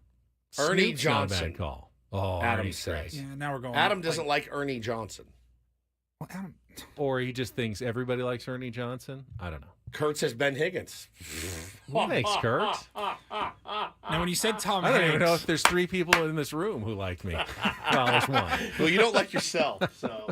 when you said Tom Hanks, I just had a memory pop into my head. 13, 14 years ago, I was in college, had a roommate, kind of a weird kid, weird dude. Sure. And I think somebody was watching Forrest Gump in the living room, and he came in and he goes, "Ugh, I hate Forrest Gump." I go, "Why?" He goes, "Ugh, can't stand Sally Fields." It's maybe the hardest I've ever laughed. Like, why? And I go, A, that shouldn't make or break Forrest Gump. No, she's barely in it. B, who has any feelings towards Sally Field one way or the other?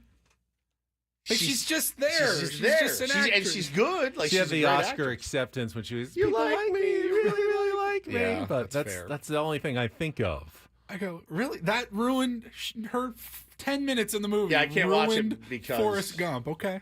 it's interesting. Adam is throwing out names like Robin Williams.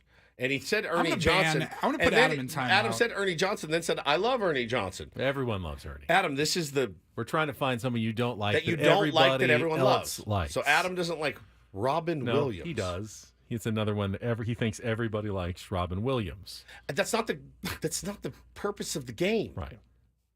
He's just not understanding how it's Maybe working. Adam missed the first 3 minutes of this portion. Yeah, Diesel, put him in timeout, please, in the chat. Does anybody not like Universally loved that Denzel? you don't like. My wife. She doesn't like Denzel. My wife, this is a quote. He's not that good of an actor. So I think you've said that before. that's what I deal with on And a nightly basis. Still Denzel Washington. shocks me. Denzel Washington's not that good of an actor. It's a quote. You wonder why I'm frazzled all the time. Has she seen Crimson Tide? Come on. Takes like that. She said this. Yeah, Anthony, that's insane. You're right. It's insane. You shared something the other day that made me laugh when you're talking about hating yourself. You said the post.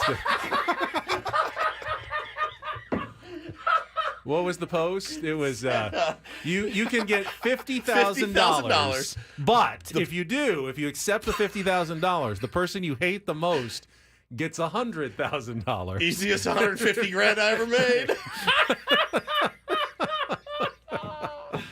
You know, the other day when you were talking about hating yourself, it was the most clever tweet I think I've ever seen in my whole life. Oh, it laid me out, man.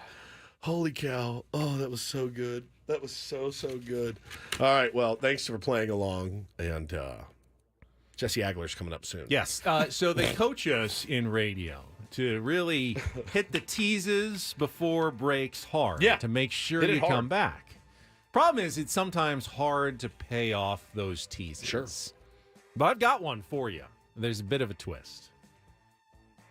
I can guarantee you that the Rookie of the Year race is over. It is decided, and I know who's winning it with 100% certainty. I'll tell you why I know that. Next, after traffic here on Ben and Woods, Got me. 97.3 The Fan.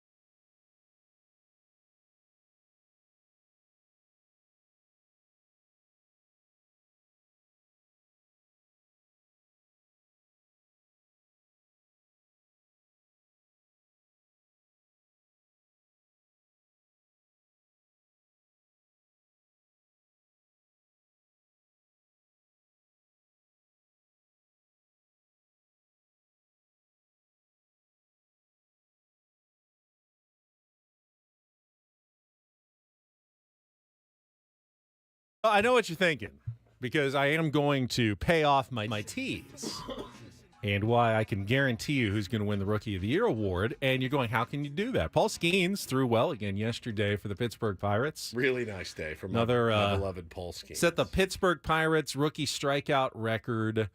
Another, what, 6? 9, I think. No, but I love 6 innings, Paul 1 run. Skeens. Yes, you do. 6 innings, 6 hits, 1 earned run, 9 strikeouts. Improved to 10-2 on the season. Okay. He will get some support for the National League Rookie of the Year award. Jackson Chourio is kind of coming on strong late as well. I think he got off to too slow of a start to catch Jackson Merrill. But he has played really well lately. There are some really good rookies, especially in the National League this year. But I'm paying off the tease by pulling a fast one on all of you. The Rookie of the Year award is going to Caitlin Clark because Angel Reese had a season-ending surgery and is not going to win it in there. See, I told you. I mean, what can you do? I'm too tired for this. My nerves are already frayed. I was here at 4 o'clock It in the was morning. a Skeens Merrill-esque battle between the two. Both of them were having phenomenal rookie seasons in the WNBA. I'd like to take this moment to just apologize to the audience. I can't. I know you have a lot of choices in the morning, and you're probably listening to Ben and Woods at 8:13, and you hear that tease. You had so many choices. I can hear the channels changing right now out of anger. I can't guarantee you that Jackson Merrill is going to win the Rookie of the Year award. He should. Absolutely should, but Paul Skeens is at least continuing to throw a little bit of doubt into the equation with how he's pitching. You watched it yesterday. Did you see him, too, in the dugout? He looked at the camera and he goes, 1, 2, 3, 4, 5, 6, 7, 8. He counted them off. I'm like, God, you son of a bitch. I love Paul Skeens. And it's not as though Jackson Merrill's giving any ground. He gets hurt. He misses one day. He comes back, hits a home run. He's not giving any ground at all. That's why Jackson Merrill still should be the Rookie of the Year winner in the National League. It's coming down to the wire, It is not over yet. No, it is not. And that is so. You're a monster for that. I know. I was like, what does he know? What kind of advanced metric does he have here? We were talking about it yesterday, maybe late last week. You know, we all are expecting Jackson Merrill to win the Rookie of the Year award, but it's not over yet. Brace yourself for if he doesn't. Oh, God, yeah. I would love to hear from somebody that placed a bet. I mean, we talked about this in like March and April when it was kind of determined like, oh, they're really going to give this kid a shot in center field. He's going to get his full chance. Could he be a Rookie of the Year? It was like, I want to say it was like plus 2,000, maybe even higher, plus 4,000. Did anybody get in on that? Yeah, did anybody get in early on Jackson Merrill? Because, I don't know, by about June, halfway through the season, when he really was like, okay, he's actually a contender for this award, the odds had already started to change. 100%. But at one point, I definitely remember them being plus 2,000 or 4,000. Well, everyone had already given it to Yoshinobu Yamamoto when the season started. It was Yamamoto to start. Then it was Imanaga. And it was like, then oh, this Skeens came out. Then Skeens came out, and it was like, oh, Skeens is going to win it. Then Merrill all of a sudden is like. Merrill and Chourio were just kind of there. Yep. And then Merrill just soared to the top. And then Chourio has been a bit of a late push, though. He's been fairly solid the second half of the season. Yeah, man, it does feel like it's what if they do this bit? Cody said he placed a bet in March. Did he? That's incredible. For how much money, Cody? And what do you got? He got it at what? 1,800, is that right? Yeah, I think Yeti is right. I think in the original odds, like Ethan Salas had like better odds to win the National League Rookie of the Year award than Jackson Merrill. Adam Paul says a good friend of his put 100 on Merrill Jackson before the season. He's not going to win that. Just so you know, Merrill Jackson is not going to win the Rookie of the Year, right? I would not think so. No. Who is Merrill Jackson? I don't think he's anybody. But if you put $100 on Merrill Jackson, well, there's certainly someone out there named Merrill Jackson. Did you see that there's that kid, like 9-year-old kid? Yeah. Named Jackson Merrill. Jackson Merrill. Who got to meet Jackson, a Padres fan. He was already a Padres fan. Go figure. Before his whole life. And his name is Jackson Merrill. And he lives in like San Carlos. And got to meet Jackson Merrill, who is now a San Diego Padre. Interesting. I think I would have been insane if there had been a Padre. Like, I had grown up, and all of a sudden when I'm 9, Ben Higgins becomes a Padre. Hi, this is Merrill Jackson. Hello, Merrill.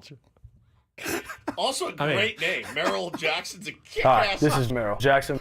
The Diamondbacks have pitcher Merrill Kelly. Yep. So, there's a Merrill already in the NL West. I like Kelly Merrill, personally. It's really my favorite. Kelly Merrill is the girl next door. Merrill Jackson. This is Merrill Jackson. Hi, this is Merrill Jackson. Holy crap. I don't know how to laugh this hard if I wasn't that tired. The joke is way funnier to me today than it probably would Loopy have been. Woods This is loopy. entertaining this morning. Oh. Jesse Agler is always entertaining and informative and incorporating for us. Voice of the Padres will join us when we come back from Seattle, Washington, next on 97.3 The Fan.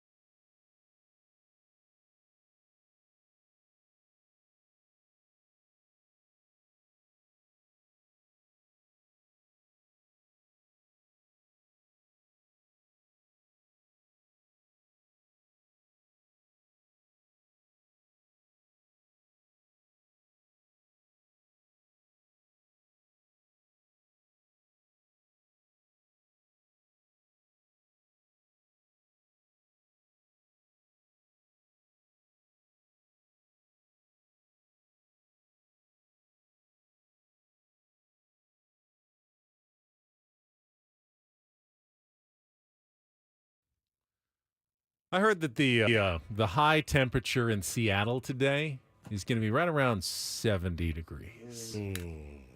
Sounds nice. I mean, not that you ever want to get away from San Diego, but it's been hot here the last few days. This apparently is the last day. I was texting with Jesse yesterday, make sure he was good to go this morning. He said it was like 64 and overcast. Mama. Because which kind of a welcome Oh, break I would say from the it's heat very wave we just had. welcome. Well, and remember, Jesse and Tony just went to St. Louis and Tampa Bay, and then they come back to San Diego where it's just as nasty and hot, and now they go to Seattle. They deserve some nice, cloudy, cool weather for a couple of days. Jesse's standing by. He will join us from the Pacific Northwest after this check of traffic on 97.3 The Fan. From the 97.3 The Fan Traffic Center, here's Kelly Danick. Traffic is sponsored by Valvoline Instant Drive Thru Oil Change, your trusted instant drive thru oil change. Some trouble on the coastline, northbound side of the 5 before the racetrack. Collision was blocking lanes. Managed to get everything over the right shoulder. Now on the southbound side of the 5, right before Santa Fe Drive, there is a collision over to the right shoulder. Clearing a stalled car on westbound 78 before Twin Oaks Valley Road.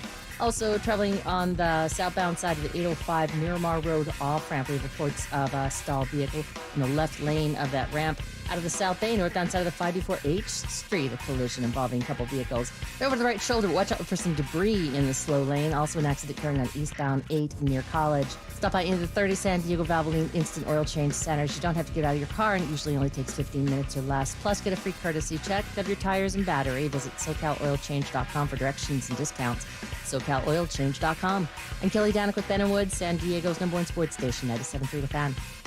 Jesse Agler, remind us of what it feels like to walk outside and be comfortable.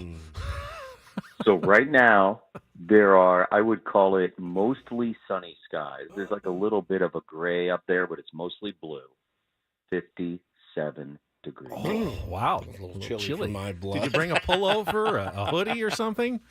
I brought a pullover. I don't know that I'm going to end up needing it. This is good running weather. We're going to do a long run after we all chat. And it's very welcome. You nailed it, Ben. You know, going from St. Louis to Tampa, to the heat wave in San Diego, this is very welcome. That's heaven. This is very nice. Who's on the? Yeah. Who's running? Me. I said we. It was like a royal we. Royal we. Okay. Because I pictured Scan and Mud. I can see Tony. Maybe, Tony running. Mud is not running. Mud. You know what Mud will do on an off day? Mud will walk. Like in San Francisco on Thursday when we have an off day, I would put the over-under on the number of miles Mark Grant walks at 8. Oh, wow. He'll just go and walk. I can also picture him showing you the phone and the number of steps that he has taken. Oh, yeah. Every single Look at this. Time. 40,000 steps. Absolutely. 100%. 100%. So remember that scene in Forrest Gump when he just goes on walks? A run? Yeah, remember this? Here, you've seen this. Here, let me show you. Against the wind in the background. Yeah. I feel like, and we probably ask you this every year when we have you on if you're in Seattle. I feel like Seattle is a Jesse Agler fave as far as the travel goes. It's I got it as one of my favorite stops in the league. I mean, this is a great road trip. I love the Bay Area. I love Seattle. We got an off day both places. Well-earned, well-deserved off day for everybody, both stops. And, yeah, I like this weather a lot. I do. I mean, like, don't get me wrong. The San Diego thing is literally perfect most times. But, like, you know me, guys. I'm a little bit, I'm like a quiet, keep to myself. Like, something about, like, the grayer skies and the cooler temperatures sort of speaks to me on, on a sort of metaphysical level. I don't know. So I enjoy it here very, very much. It's a great city. Great food. We stuffed a lot of sushi in our faces last night. Ooh. And that's not the royal we. That was the whole group. and it's a beautiful, beautiful part of the country. I love it up here. You know, you've expressed the challenges involved in the more balanced schedule when you're not playing divisional opponents as much. But you had a stat yesterday that I wanted you to share regarding the Padres' travel with our audience because it blew my mind.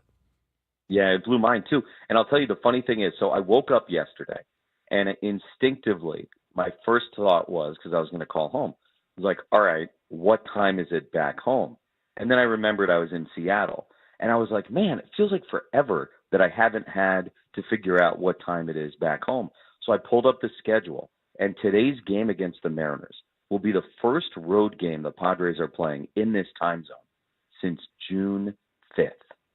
It's insane. Good God. Every single road game has been Mountain, Central, or Eastern time for the last 2+ months. That's grindy. And I think 3+ months. At the beginning of the 3 year, months. too, Jesse, they do the thing where they chart the number of miles each team has to fly. And I want to say the Padres were very, very near the top. They were the most. They Because were of the Korea, most they were number because one. of It's usually Korea. Seattle, but because of Korea, I think Padres were number one this Woo, year. mama. Yeah, the fun. Yeah, the Mariners obviously get the short end of this stick, as always, because they're kind of isolated up here.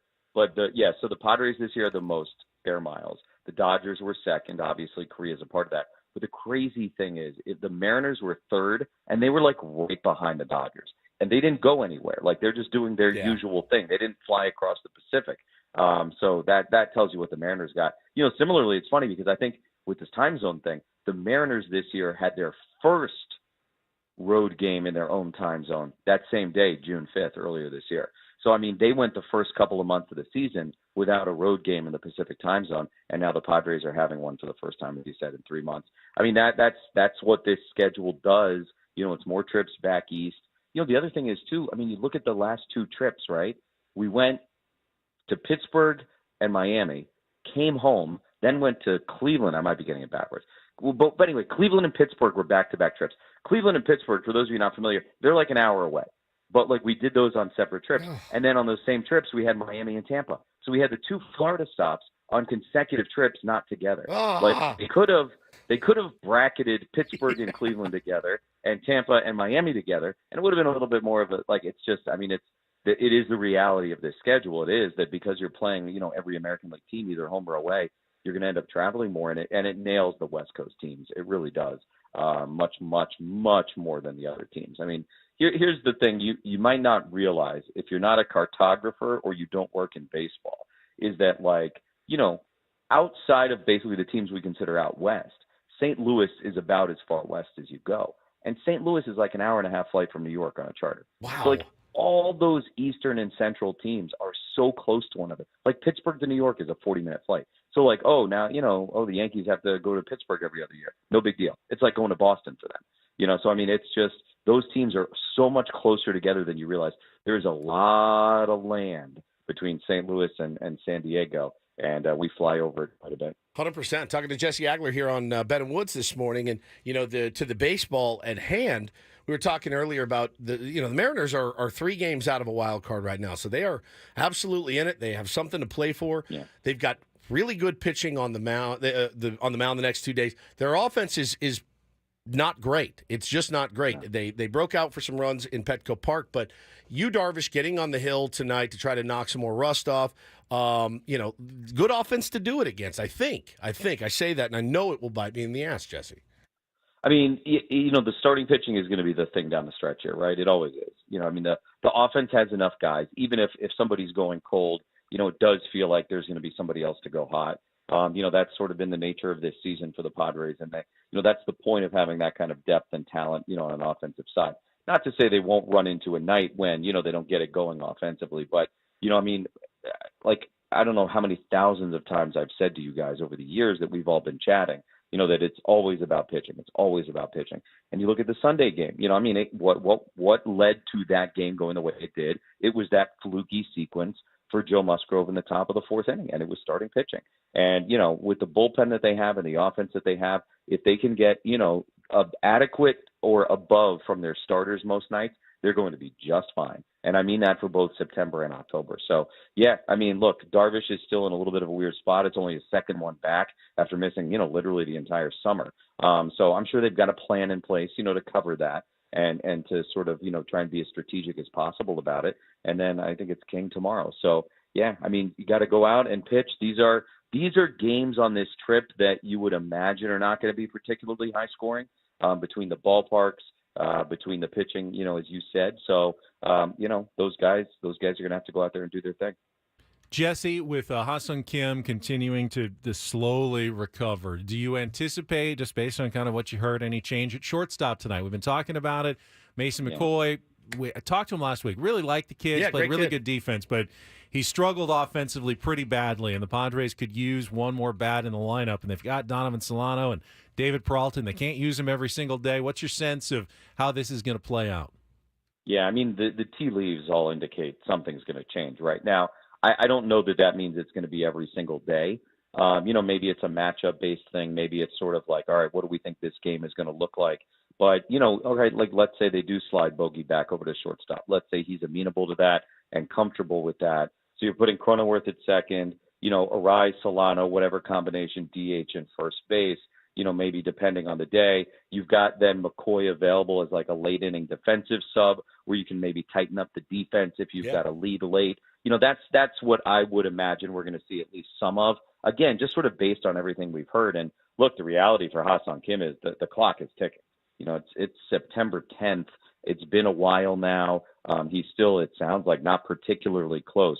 So, whatever you decide to do, I would say, and this isn't based on inside information, this is just sort of me looking at the calendar and the situation, is that, whatever decision you make, you have to say to yourself, am I comfortable doing this in the postseason? Yep. Because the reality is at this point that it could go that way. So, you have to be, I think, to use a Mike Schultz word, very intentional about how you handle this, because it might not end up being just a stopgap thing for another 10 days.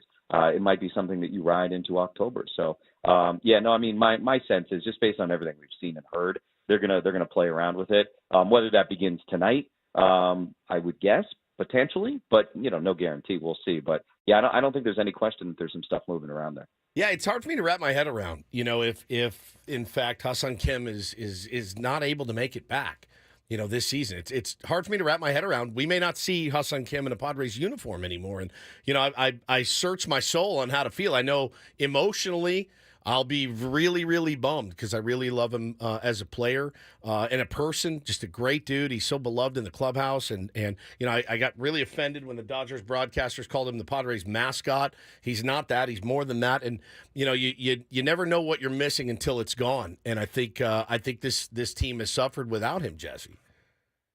Look, he's a guy that has been, an everyday presence for a couple of years now. When he first got here, it's hard to remember now, but he was kind of like, a guy they would pick their spots to put him in. And then at whatever point it was, he just grabbed onto a job, and it was moving all around the infield. It was whatever's needed, but he became a guy that you had to have on the field.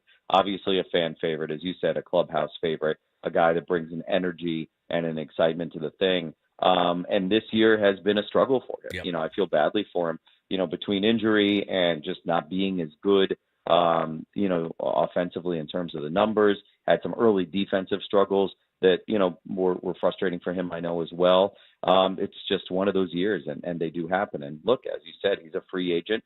So he's going to, have to decide what he wants to do. Padres are going to have to decide what they want to do. And it's just a good reminder that, there's a fragility to everything, right? I mean, it was kind of an innocuous play when he aggravated his shoulder. He's just diving in and it was a pickoff, right? I said the same thing to Ben. I said, I've seen so much worse happen to him, I thought. Yeah, really, really tough. Yeah. So, I mean, it's sort of one of those things that happens. But again, this is why you build depth on your roster, because you just never know when this stuff is going to happen. And the reality is this team has weathered storm after storm after storm this year. You think about all the games missed by Fernando, all the games missed by Darvish and Musgrove, all the games missed by Xander Bogaerts. That's what I was saying when Jackson fouled that ball off his knee the other day. It's like they've been dealing with stuff like that all year long. And look at the position that they're in. The reality is, I think for any team, you are very rarely going to be firing on all cylinders. If you look, like, let's say the last day of spring training, you go, here's going to be our usual starting nine, right? Like based on how spring training went and what the roster looks like. I would bet for most teams, most years, those 9 guys play together like maybe 20 games all season. For sure. I mean, that's just the craziness of the attrition of the season. There are teams that have 162 lineups in 162 games 100%. nowadays. Yeah. I really enjoyed last week's Welsh-themed Incorporator. You knocked it out of the park. It was so good. We're going to go a little more traditional Chick-fil-A. today. Yeah, Chick-fil-A, the nugget of the game. The nugget of the game. It was fantastic. USOB. No, you could also work Chick-fil-A into this one, I think. That's true. Yeah. You actually could. Gentacular. Gentacular. Never heard of it. Gentacular is. I lost it. How's here it spelled? Pertaining to breakfast. Gentacular. Does it start with a G or a J? A J. Gentacular. Like spectacular, but gentacular. Can you use it in a sentence? I can't. That's your job. I can do it. That's gonna. I enjoyed a gentacular sausage. Like You probably. like it's Will you not save a him saying that, Paul? like a bratwurst would be more of a dinner sausage, Yeah. but like a one of those Jimmy Dean patties that would be a gentacular sausage. Pancakes are gentacular Yeah. to breakfast. Yeah, absolutely. Got it. Gentacular. Okay. What a word. That's a great word. It just jumped Yeah. off the page at me. Before you go, Jesse, just because Still I've noticed. 57 degrees, by the way. Oh, nice. I've noticed, because we're Padres fans, a somewhat of a panic in the fan base just about where they stand and, getting nervous down the stretch. I know what the math says. How do you feel confidence-wise about the Padres making the playoffs at this point?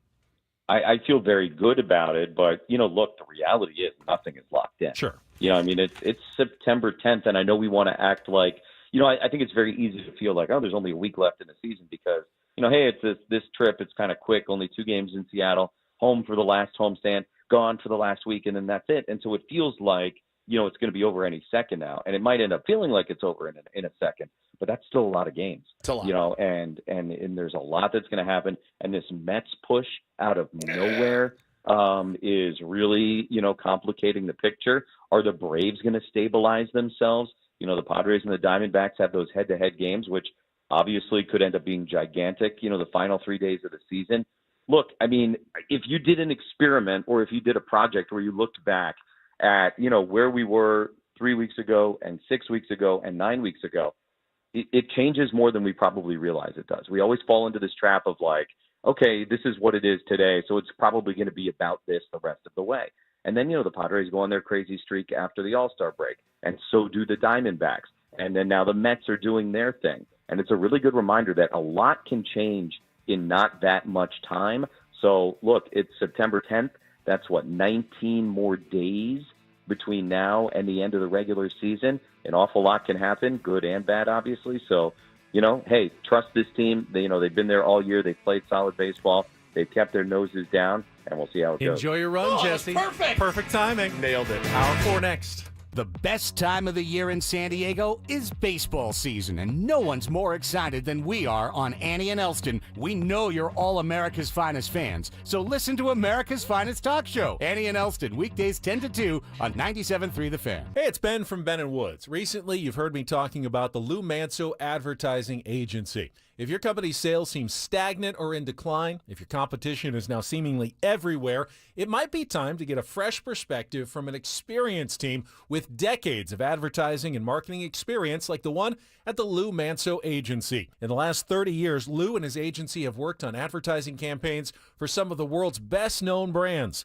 Lou's decades of experience have enabled him to develop advertising strategies that have helped dozens of his clients compete.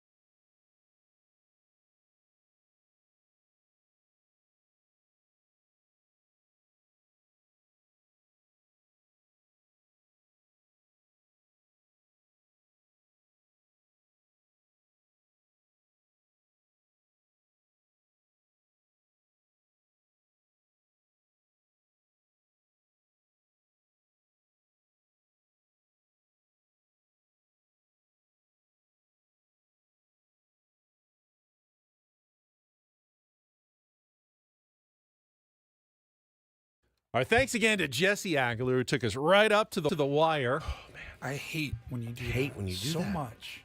I don't think that's Tier 1's mind. A little extra Jesse and a little less us. That's at the end of the hour. your version of like. Can we just all agree? If one of these days we have a guest on who just talks all the way to the end of the hour and we just cut it off and that's it? No one good dies. radio.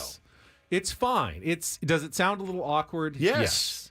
But does it mean more Jesse and more content for everybody? You're acting yes, like that's Jesse a win. has a stopwatch though, where he knows exactly when to. He doesn't stop have to. His sentence. He may still be talking. It doesn't matter. We get as much Jesse as we can in our weekly segments from Jesse. That's Ben's version of living on the edge. It of is. you're doing. That's like cocaine to you.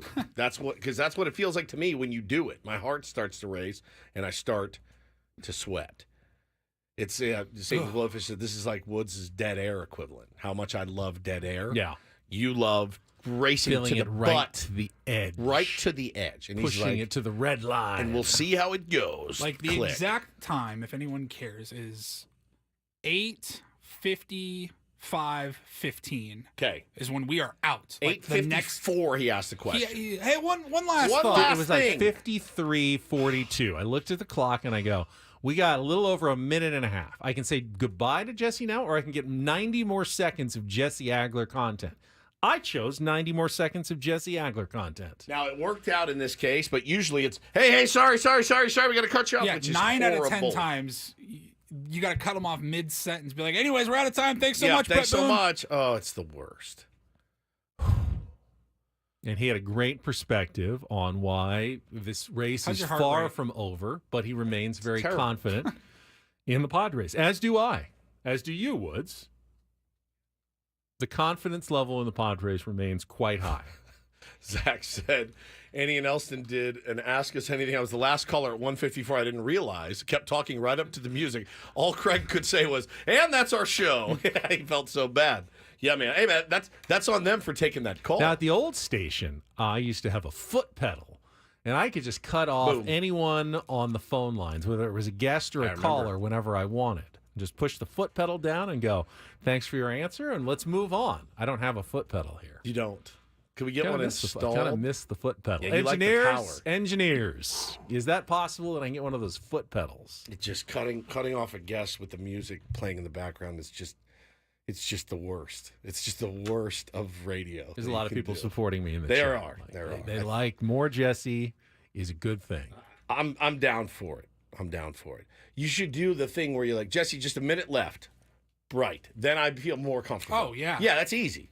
A minute left here, Jesse. One more question. Jesse's such a Real pro. quick, Jesse, we got 30 seconds. Are you... I feel like confident? Jesse would be more offended at me, like implying that he didn't know already. He knew that he could hear the music over. He knows how it works. He's a pro, and he ran it right up to the red line and got out. It was not perfect. everybody has a radio background that we I get have it, on and the sometimes I will say to those people, hey, we've only got about 2 minutes left, but in this last question, can you explain this? But I don't need to do that with Jesse. All right. He's too good for that. Sub J says, do we get dinged if you go over? No. We do not get dinged. There's no dinged. It just There's no sounds- punishment. it just No sounds- slap on the wrist. sounds Adam doesn't. bad. I mean, we have have a commercials that meeting have with to us. play. Sure, yeah. If the commercials will cut us off and they will play, and it will just be awkward. Can I That's tell all. you the most uncomfortable thing in the history of radio is the first show I was ever on. We were in the morning, 6 to 10, and our host was like, yeah, dude, but Howard will often go long. And so Hillary would come in and sit, waiting for her shift to start at 10, and we could just go till whenever we wanted. And sometimes he'd go to like 10:30, which is terrible because you're like, I want to get out of here, number one. Like, I got things to do. We have stuff to do. And there'd be Hillary sitting, just waiting, rotting. Can you imagine we're in here? We're on a roll, Annie and Elston. Just kick back out there. I would feel like such a heel. But that shortened her show at the end. It did. Right? It did, yeah. But it was also like... I mean, would you mind if Maggie and Perloff decided to go to 6:32 one morning? And like, I guess we're on at 6:32 now today. Fine by me. Maggie and Perloff, take the wheel. Foreplay with Maggie and Maggie and Perloff. I'm in. I'm here for it, buddy. Oh, it used to make me insane. I'm like, it would make me so nervous because I'm like, she's got to work. She's got to work. All right, Paulie, you've got exactly 9 minutes to complete a Reindl Report. Good luck to you right now. And get things started here with our today's edition of the Reindl Report. Now tuned into the greatest. Welcome to the Reindl Report with Paul Reindl. Hi, Paul. All right. 2 stories from the world of sports that we haven't gotten to yet. We'll start off in Major League Baseball. And 1 story that you didn't know you needed. Are you laughing, biatch? It's the Reindl Report Hey, Paul, how you doing? Okay, how are you? on 97.3 The Fan. Are you ready to bless the mood? I need some help, please. That was good. Can I get a oh yeah? Oh yeah. All right. All right. All right. Hey, remember, if it goes long, just Yeah, I don't need Ben to tell me how much time Just we keep have. 'cause going. Clearly, Just time means nothing to time him. means nothing to him. I Just have keep no going. problem cutting Paulie off. No, especially during the Reindl Ending Report. the Reindl Report whenever I see fit. All right. Well, we'll start off in the NFL, your beloved Los Angeles Rams, Benny. So last year, Puka Nacua was great kind of that player. breakout star. I mean, one of the best fantasy Oh, wide receivers, steal. from what I've been told. And you're always trying to find that one guy, especially everybody plays fantasy football now, or at least, bets on the dailies and all that. You're always trying to find that breakout superstar. Yeah, he was good for like 10, 120. He was and a insane touchdown last every year. game. And that was with like Cooper Kupp. I don't know if he was hurt last year, but I assumed he was still there. You're like, they had a pretty damn good offense. they had the two-pronged attack last year. So he did not play in week 1, and it turns out that he is heading to the IR with that's a that bummer. knee injury. Now, it's not like the old IR where you were out for the season. Right. He's got to miss can at come least back. 4 games. But it's a PCL posterior Cruciate ligament. Ligament, yes. So Also, the Pacific Coast League. Also true. he's placed on the IR with a Pacific Coast League injury. And so now everyone's trying to figure out who's going to be this year. Who steps up? Puka Nacua. Probably that guy that had 2 touchdowns for the Packers that I left on the bench, Reed. Well, I have the I had first. the guy for the Chiefs on Thursday night had 2 touch. Worthy had him on my bench. Because I had the worst fantasy week, I get the first waiver claim. Oh. And we're looking at that guy Dortch from the Cardinals. Edmund Dortch. No, I forget what his first name is. Just but guessing. He was target. I mean, Rich Dortch. so I drafted Marvin Harrison, and Kyler Murray would not look his way. Like He was I mean, wide like, open. He was wide He open. went the It was last like no play one of the within game. 20 yards. He wouldn't look at him because all he could do is stare at this Dortch guy and just keep throwing him the ball over and over again. So figured I better take Dortch in case that continues and no one throws Marvin Harrison a ball all Greg season. Dortch, Adam says. Greg I'm going Dortch. to take Yep, his. Greg Dortch. You're in the Dorcher chamber. Thank you, Jack. Welcome to the Every Dorcher single time chamber. I'm watching Red Zone with my son, who's my co-GM, and we're going, Co-GM my ass. He is your my GM. And it's like, okay, they're going to Ran throw your it to whole Marvin. draft. Every play, they'd line up and they go, okay, where's Marvin Harrison? He's lined up on the near side. And they go and he drop back and he throw it to Dortch every time. It's like, why did you draft Marvin Harrison? You're gonna throw. He's this little bub, and they just keep throwing it to Dortch. The Dorcher Kyler, chamber. look for your number 1 draft pick. Ben is spitting right now. He's so mad. He's spitting mad. The This is why Dorcher, the I have not Dorcher done chamber fantasy football in years. is elite. It's just painful every week. Welcome to the Dorcher chamber. Dorch. So you're going to go after Greg Dorch today? Yes, I believe so. So now you have both receivers. Just in case. Let's cover it both ways.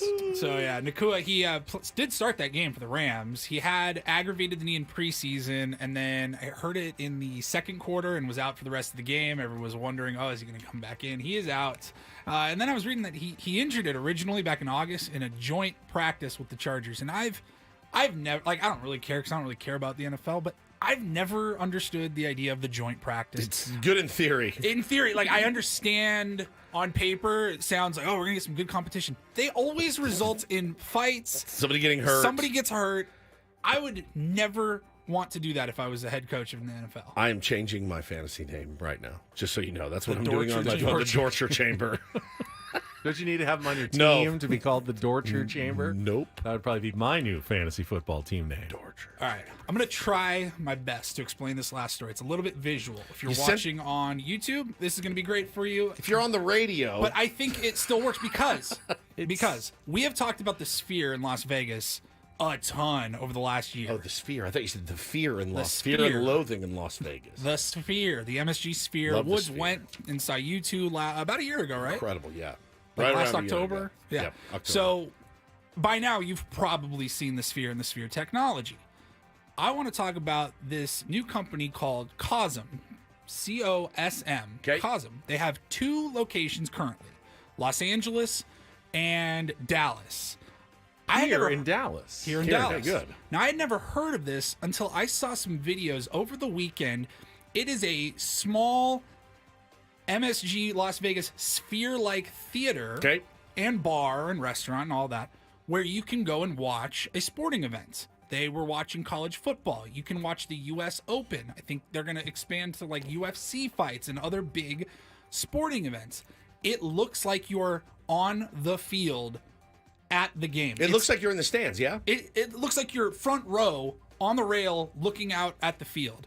It's unbelievable. I'm showing it here on our YouTube stream. I apologize for everybody that's listening on the radio right now. But again, just trust us. It's very cool. You've seen the sphere. Now imagine that technology. I mean, everyone's been to an IMAX. It's like an IMAX theater, but instead of just theater seats, there's like tables and chairs, and it looks like. But this is like a field view. You're like, you're sitting down on the field. Like, I mean, it looks like you are at the back of the end zone. It's like a live IMAX camera of the game, It's so really you can cool. sit there and look like you're actually in the stadium It's badass. watching in front of you. It is the future of sports It's watching. badass. It's unbelievable. I would hope that they'll eventually expand to most major markets.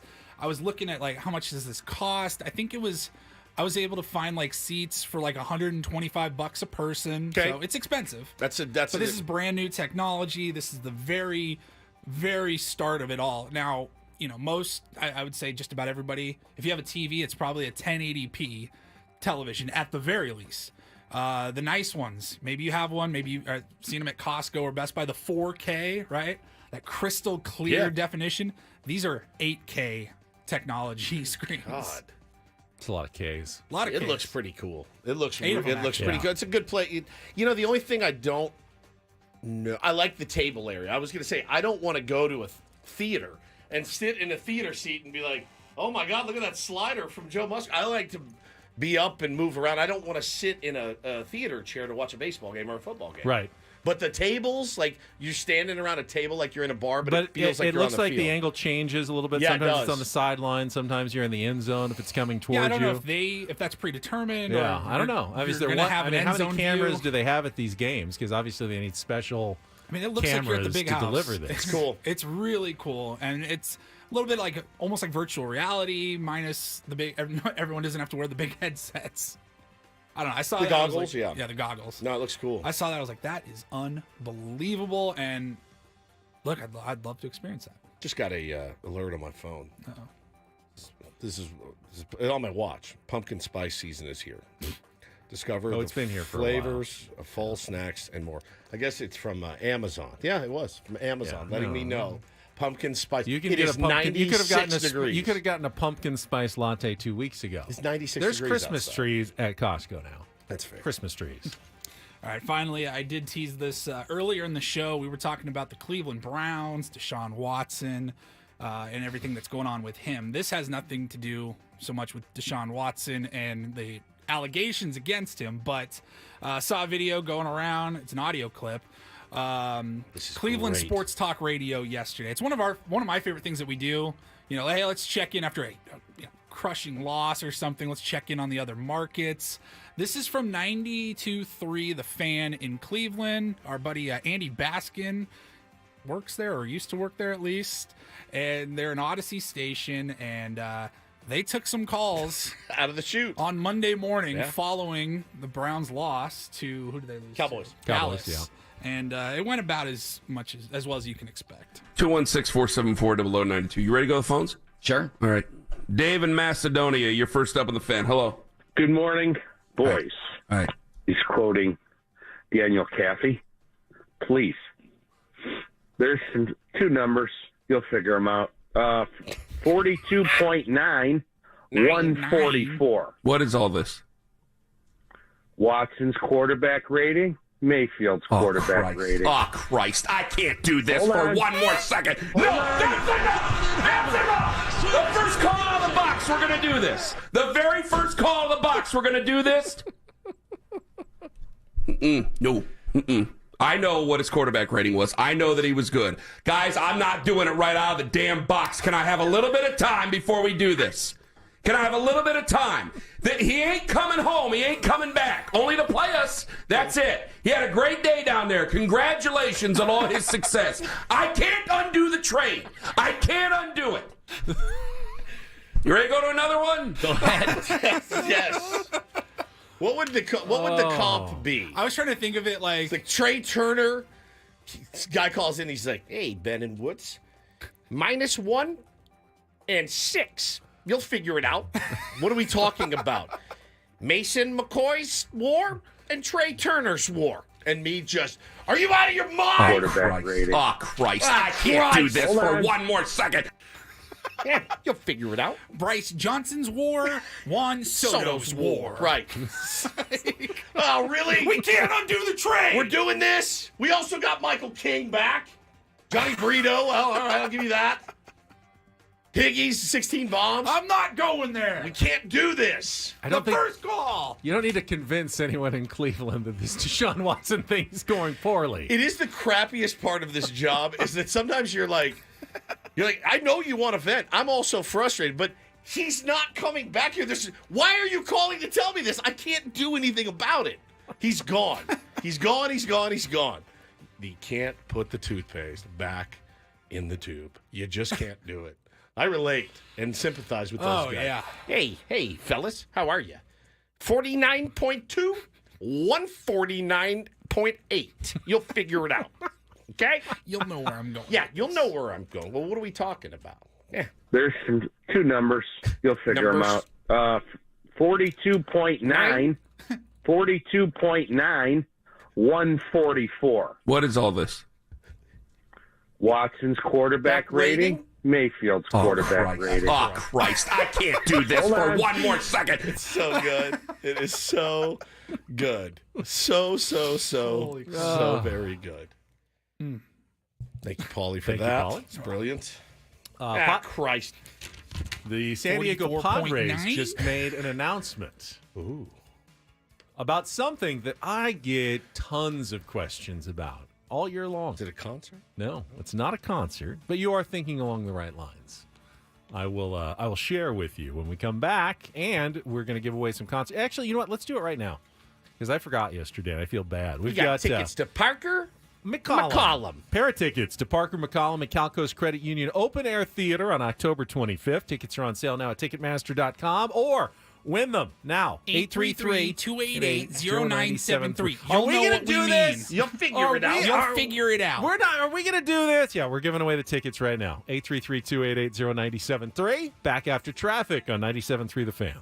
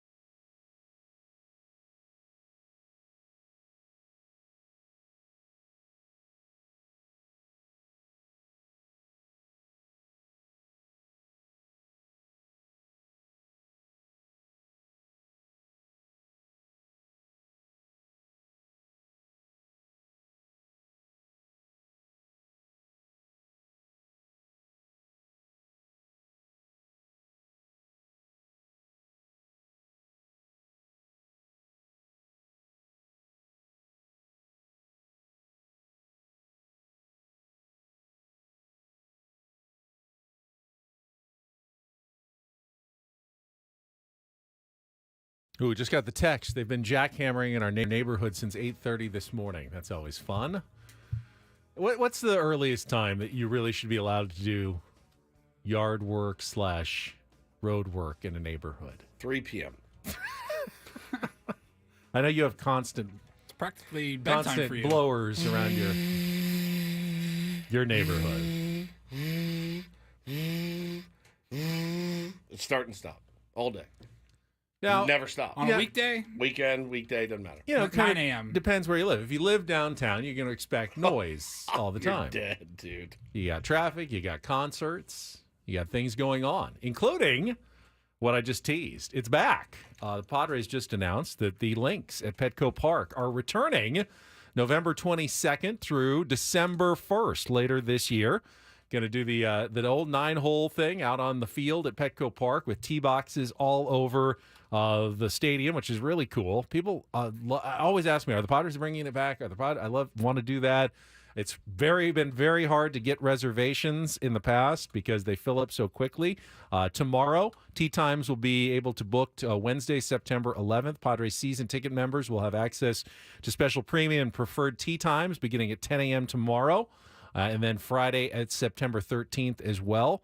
And they're going to do they're going to replicate well-known holes around the country. And I don't think they're allowed to use the names of the courses, but they said the Floral Fairways of Georgia. So, I love that. Augusta National. Beating around the bush. The biggest party hole in the Arizona desert. So the stadium hole at the Waste Management Open. good. I can say it even if they can't. Can you imagine if we had to talk in code like that all for the time? everything? Across the pond where golf originated in Scotland. Okay. So the old course at St. Andrews. And they're going to make the greens look like the same as the greens on those courses, apparently. It is so effing hard. I was so bad at it. When It's we not did it. easy. Even It's as a not golfer like me, it's tough. It's fun, though. It is. There's something cool about standing like in the upper deck of Petco and hitting a golf seeds ball. out there. You're like, oh my God. When's the actual... Again, it's November 22nd through December 1st. Okay. I'd like to get out there this year. I've done it like 3 times. It has been a fun few every years. time. Didn't you dress as a caddy for me? No. Or somebody did. Ben did? No, I did not. Yeah, we did a caddy bit, I think. Maybe No. maybe I made Hammer. Previous dress up show like- or No, so? maybe. Hammer, maybe? I think Hammer did. Are you sure? Positive. Hmm. We've only gone once. We've gone as a once. show, I think it was back right at the when we old got station. here. Oh, it was the old station? Yeah. I swear somebody did a caddy bit. No. All right. Well, it's a fun time. It's really, really fun. Yeah. You'll enjoy it. The segment I've been Make Woods is- Adam your caddy. Oh. Would you need a fourth? Yeah, I hang out with him the whole time. He's your caddy. You can tell him to shut up. That's true. Quiet, please. Quiet, please. I'm begging you. Maybe you need one of those signs when Shut, he walks I'm in. begging you Quiet, to stop talking please. to me. I'm begging you. Yeah, 5-iron, huh? You're fired. You're fired. The segment on Ben and Woods is brought to you by Indeed. Need to hire? You need Indeed. If you're looking for a caddy, maybe. Their end-to-end solution helps you attract, interview, and hire candidates all year round. Schedule and conduct virtual interviews right from your Indeed dashboard. Learn more by visiting Indeed.com/credit. So yesterday, got a minute here, my son was like, it's so hot out. I want to go out and do something. Yeah. It didn't have anything going. And I said, just do what we did growing up. Go to an indoor mall. Walk around. Walk He for goes, some really? ex- He wait. says, we even have, just, go like window Just go shopping. cruise Just the go mall. cruise the mall. Yeah. We used to do that like every week. He says, is there an indoor mall? I said, yeah, go to North County Fair or Westfield, North County, wherever they call it now. And drive out to Escondido. It's one exit away from me. Yeah. It's by the... It's right off by San Lake Pasquale. Hodges Yep. there. Yeah, San Pasquale. It's the one right off the freeway. Went there a million times when I was a kid. Indoor mall on a hot day. They got air conditioning. You You can got go Orange around. Julius there. And Mrs. I mean, Fields. how many times would you go to the mall Every day. growing up? Like all We the went time. every single Every day after day? school. Yeah, there was one you could Okay. walk to from our high school and our middle school. We So did at would- least like weekly or Yeah, a weekly. bunch of times. The movie theater was there. You'd go to the mall. My kids grew up in a different era. People don't go to the mall like they used to anymore. K Cheeks, the Jets' old head activities. Yeah, 100%. Exactly. Well, so my son goes and then he calls me. I'm at work and he says, "Yeah, I just went to the mall. This was It was really fun. He said, I walked around. They had all these cool stores. I checked out You're this like, comic book it's a store. mall, He yes. goes, I got a free pretzel He goes, from they have Auntie this Anne's. store called Lids where they just sell hats. So he bought a Oh my Padres hat. I go, yeah, that's at the mall. You're at the mall. At the mall. He They got a have really apples. It's store. unbelievable. Dad, you're never going to believe all the stuff they have in It's here. the mall. I went to this place. Let me tell you, it's called the Sharper Image. I mean, they had a place that sold What's, cookies. I had Spencer Gifts. I had Chinese food and then cookies and then an orange Julius. The same. Yeah, we lived it. It was the thing to do. Mom, you dropped me off at the mall. Now they want anything. There's Amazon. They just Like, order yeah. it. There's From no middle more school going on, to the mall. that was the thing. Middle school on, a group of girls were going to the mall. You're Yeah, like, you let's go. You Let's. put on like your best gear. Yeah. You're like, oh, let's go to the mall. He actually did. He showed me his hat. It was a 1978 Padres logo hat within the 1978 All-Star patch from the Nice. game at Jack Murphy Stadium on the side. It was really, really cool hat he got himself from this store called Lids. Where do kids congregate now? I don't know. Where do they go? Xbox Online. Live. Yeah, it's just online. Yeah, we went to the movies. We went to, restaurants and tortured those poor people, and the mall was just the biggest We place. had a Red Robin right next to the mall that I went to, and I mean, we would just those poor waitresses. I do love the idea of any person stepping outside their comfort zone and then being amazed by the things that we have all come to know as like, yeah, dude, what did you think was going to happen? It's the same thing with like, if I took Bo to the mall, he'd have the same reaction of like, oh my God, there's an arcade. Oh my God, there's a Benihana. There's this. That's so good. So now he's gonna be mall guy. He'll be hanging out at the mall all the time. Absolutely. I don't know. That's got to be like the only indoor mall though In San Diego, 'cause yeah. I mean, for a hot day, I was trying to think. People, there's the one in El Camino Real. I guess there's one as well, but There's one right by Dave and Buster's off the 78. That's a mall. It's an indoor mall. Oh What's it yeah, called? yeah. Yeah. I know what you're talking about. Yeah. That's the same one, El Camino Real. Texas de Brazil in there. it's Parkway Plaza, indoor or outdoor. I'm not sure. I think it's indoor. Yeah. It's indoor. Yeah, Yeah, it's a couple. yeah. Parkway Plaza. I just so know, good. growing up in Washington, wet and rainy Seattle, You every hang at the mall. schools, malls, everything was completely indoors, just giant buildings. And then I moved down to San Diego and I go to like Fashion Valley and I'm like, wow, there's palm trees All and outside. everything is outdoors. I'm like, oh yeah, it makes sense. Didn't we eat at the mall when we went to Arizona, or just me and you did? Me I and think you went you to two went. We I went to was- Dick's, and they were like, let's We had eat to- in the food court. Yes. We had to get So some good. gear at Dick's Yeah. and then we went and got like Mongolian grill. or Mongolian something. barbecue. Ben would never eat I mean, at the I should mall. know that I don't take my son to the mall, but I just hadn't realized how inexperienced he was with malls. We had Mongolian grill at Fashion Valley. Yeah, we did. A couple months We ago. actually did. We did. Ben was with us. Yep. All right. That's right. Let's wrap it up. That's an outdoor mall, though. Yes. All right, we will get one final segment, and we can fully look ahead. Padres, just a short 2-game series in Seattle, but very important that they don't let the winning streak or losing streak continue and reach 3 or 4 here. So big games coming up tonight. And tomorrow night, we'll look ahead when we come back with Ben and Woods on San Diego's #1 sports station, 97.3 The Fan.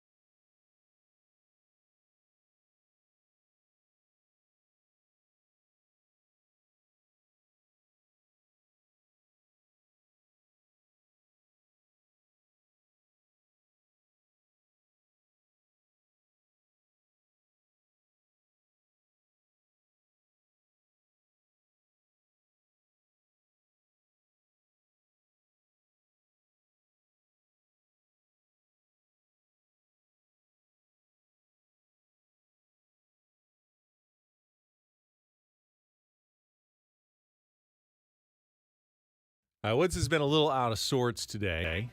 Didn't get much sleep last night. 15 Was minutes here of at sleep. 4 o'clock in the morning at work. Stupid. What did you do from like 4 to 5 when Paul doesn't get here until 5? I don't get here until 5:30. So you were here for a full hour just by yourself. No one else in the building? Nobody. There's only one. Picturing you doing like Tom Cruise and sliding along the floors and Oh no, I was not in here having fun. I was digging on the internet to see if there was anything worthwhile.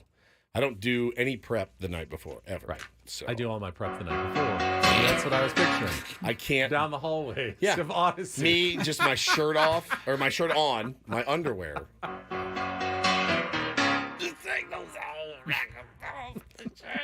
No, I paid some bills, set some fantasy teams, poked around the internet, sighed to the heavens, that kind of stuff.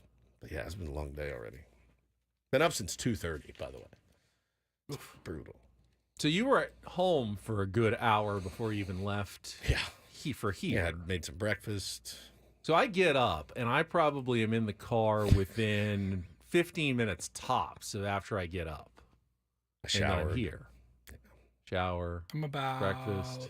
30 to 40 minutes from like waking up, getting out of bed to getting in the car. It's about 30, 40 minutes. Everyone wants to shout out to Plaza Mall. The shout out, Plaza Mall. Shout out SD. Shout out SD. So we didn't give South Bay any love. I said Parkway Plaza, or is that a different It's a mall? different is there a mall, boy. Is it just a Plaza Mall? Yeah. Shout out. So Plaza, what, Paul, Plaza Bonita. Plaza Bonita. That's That beautiful means plaza. beautiful plaza. Very Yeah, good. thank you. So what do you do in the morning, Paulie? Do you shower or no? Sometimes, No, you but guys usually don't not. I shower. usually I shower don't. the night before. I always shower before I go to television, not radio. It makes more sense. So you shower at like 1 in the afternoon. Like 2 in the afternoon. 2 in the yeah. afternoon. And that's it.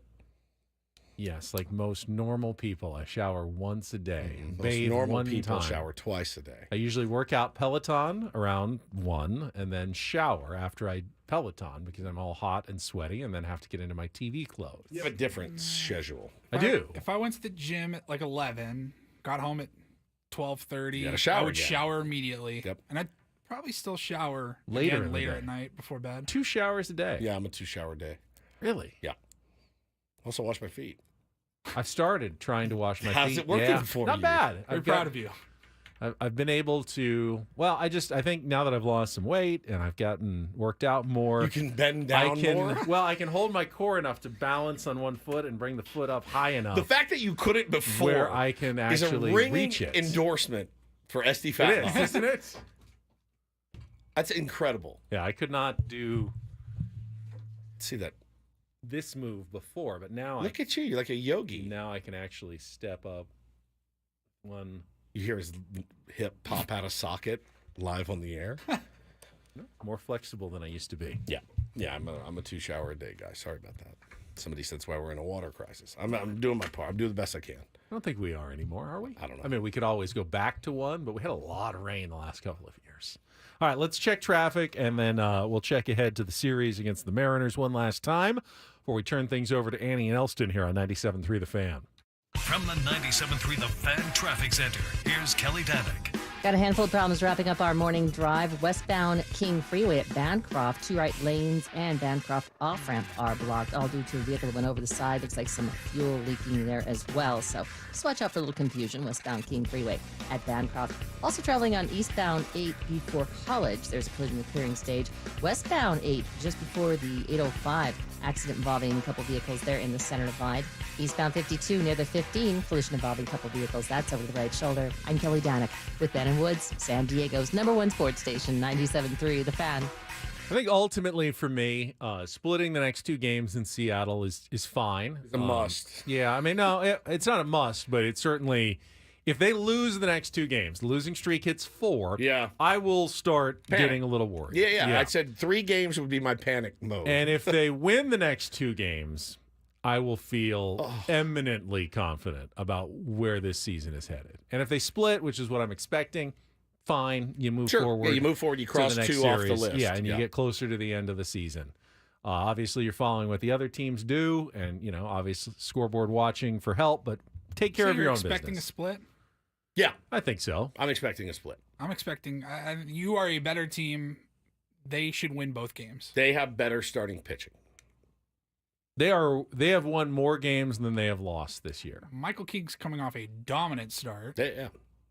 Brian Wu and George Kirby are pretty. I don't know what Wu's numbers are. I checked Kirby's. They're both pretty good. Yeah.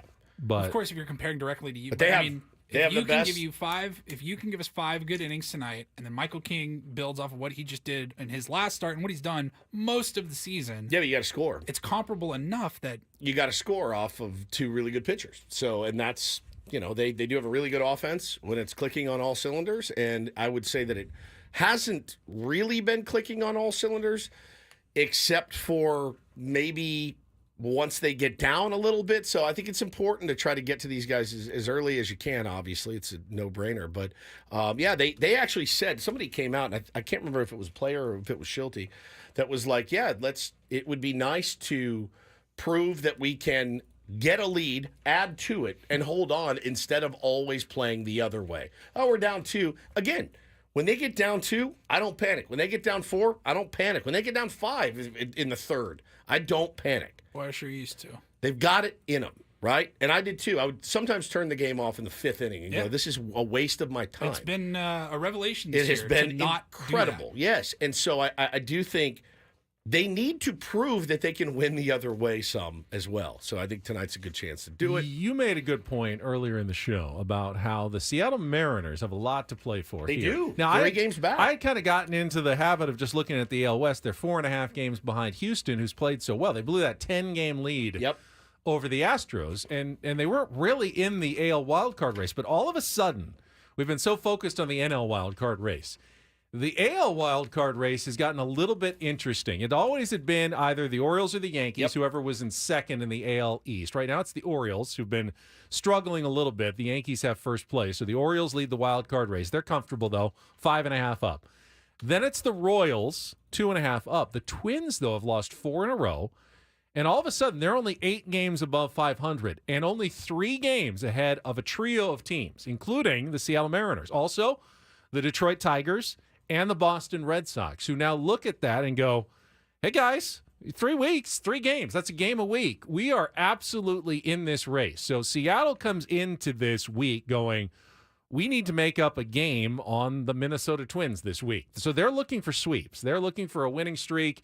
They would love to build a little bit of momentum in these 2 games against a team they already swept 2 games at Petco Park earlier this year. So, yeah, and you got, they added Randy Arozarena, who has not had a good season at all. They still have Julio Rodriguez, but a guy like Randy Arozarena, Benny, who has been through it, he has been in these huge, huge, huge moments. This turning of the calendar to September for guys like that have shown on the biggest stage, yeah, man, they scare you. Julio Rodriguez has not had a great season. Is he capable of doing massive amounts of damage? Yes. I'm not trying to doom out here or spin out. I think that we can get the job done, certainly. But they're going to have to be, and this was great, man. Our buddy Letters to AJ had a new blog that launched this morning. I'll just read you the very last part of it.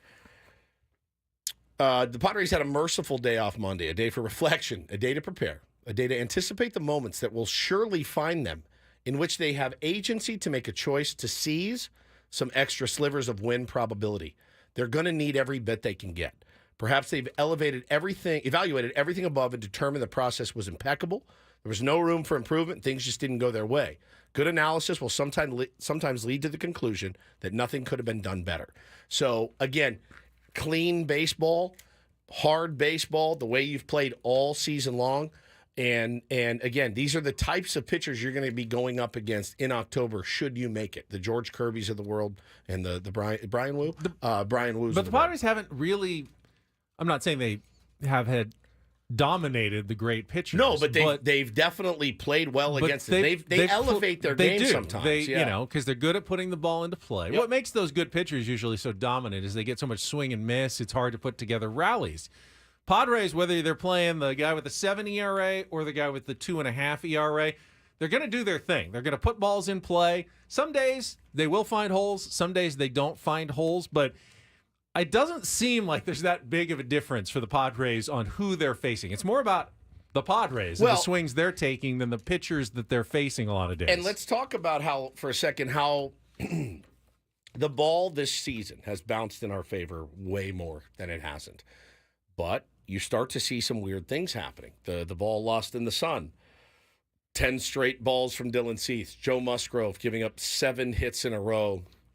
A walk-off grand slam, or not a walk-off grand slam, a 2-strike, 2-out grand slam from a 9-hole hitter that the exit velo was lower than the pitch speed. You know what I'm saying? It started to feel a little bit. Tyler Wade getting picked off. Things like that where you go. But it's our construction that gives these things merit. Not merit. I mean, they have had good breaks, and now they've had some bad ones. But there's no reason that those continue in cycles or streaks or anything. Just because you've had some bad breaks doesn't mean you're in a bad rut. And just because things are going well doesn't mean it can't turn on a dime the next day and you have a bunch of bad luck. That's in our minds. We try to put it together going, oh, they're on a really good, hot, lucky streak. Well, no. I mean, yeah, they just had some good things happen to them. That has no bearing on what's going to happen today. They could get all the breaks in the world today, or everything could go against them today. That is irrelevant to what happened, at least in my mind, in the last couple of weeks. Now, there's some making of your own luck, and, you lose a little confidence in yourself when things go bad, and then all of a sudden now you're causing bad things to happen. That's a little different than just random baseball stuff. Well, we had occurring. that. There was a lot of that going on at the beginning of the year. A lot of causing bad things to happen. And last year was atrocious. But beginning of this year, just a snowball of bad luck turning into pressing and bad play. Well, remember at the beginning of this year, remember the fatal errors? 6-hopper booted, happens, next guy 2-run homer. Running into outs all over the place, like horrible base running, terrible decision making. Then it stopped. It felt like almost completely for a good 6-week period. And lo and behold, they won a ton of games in that time. So I think just win on the margins, pick up the extra base when you can.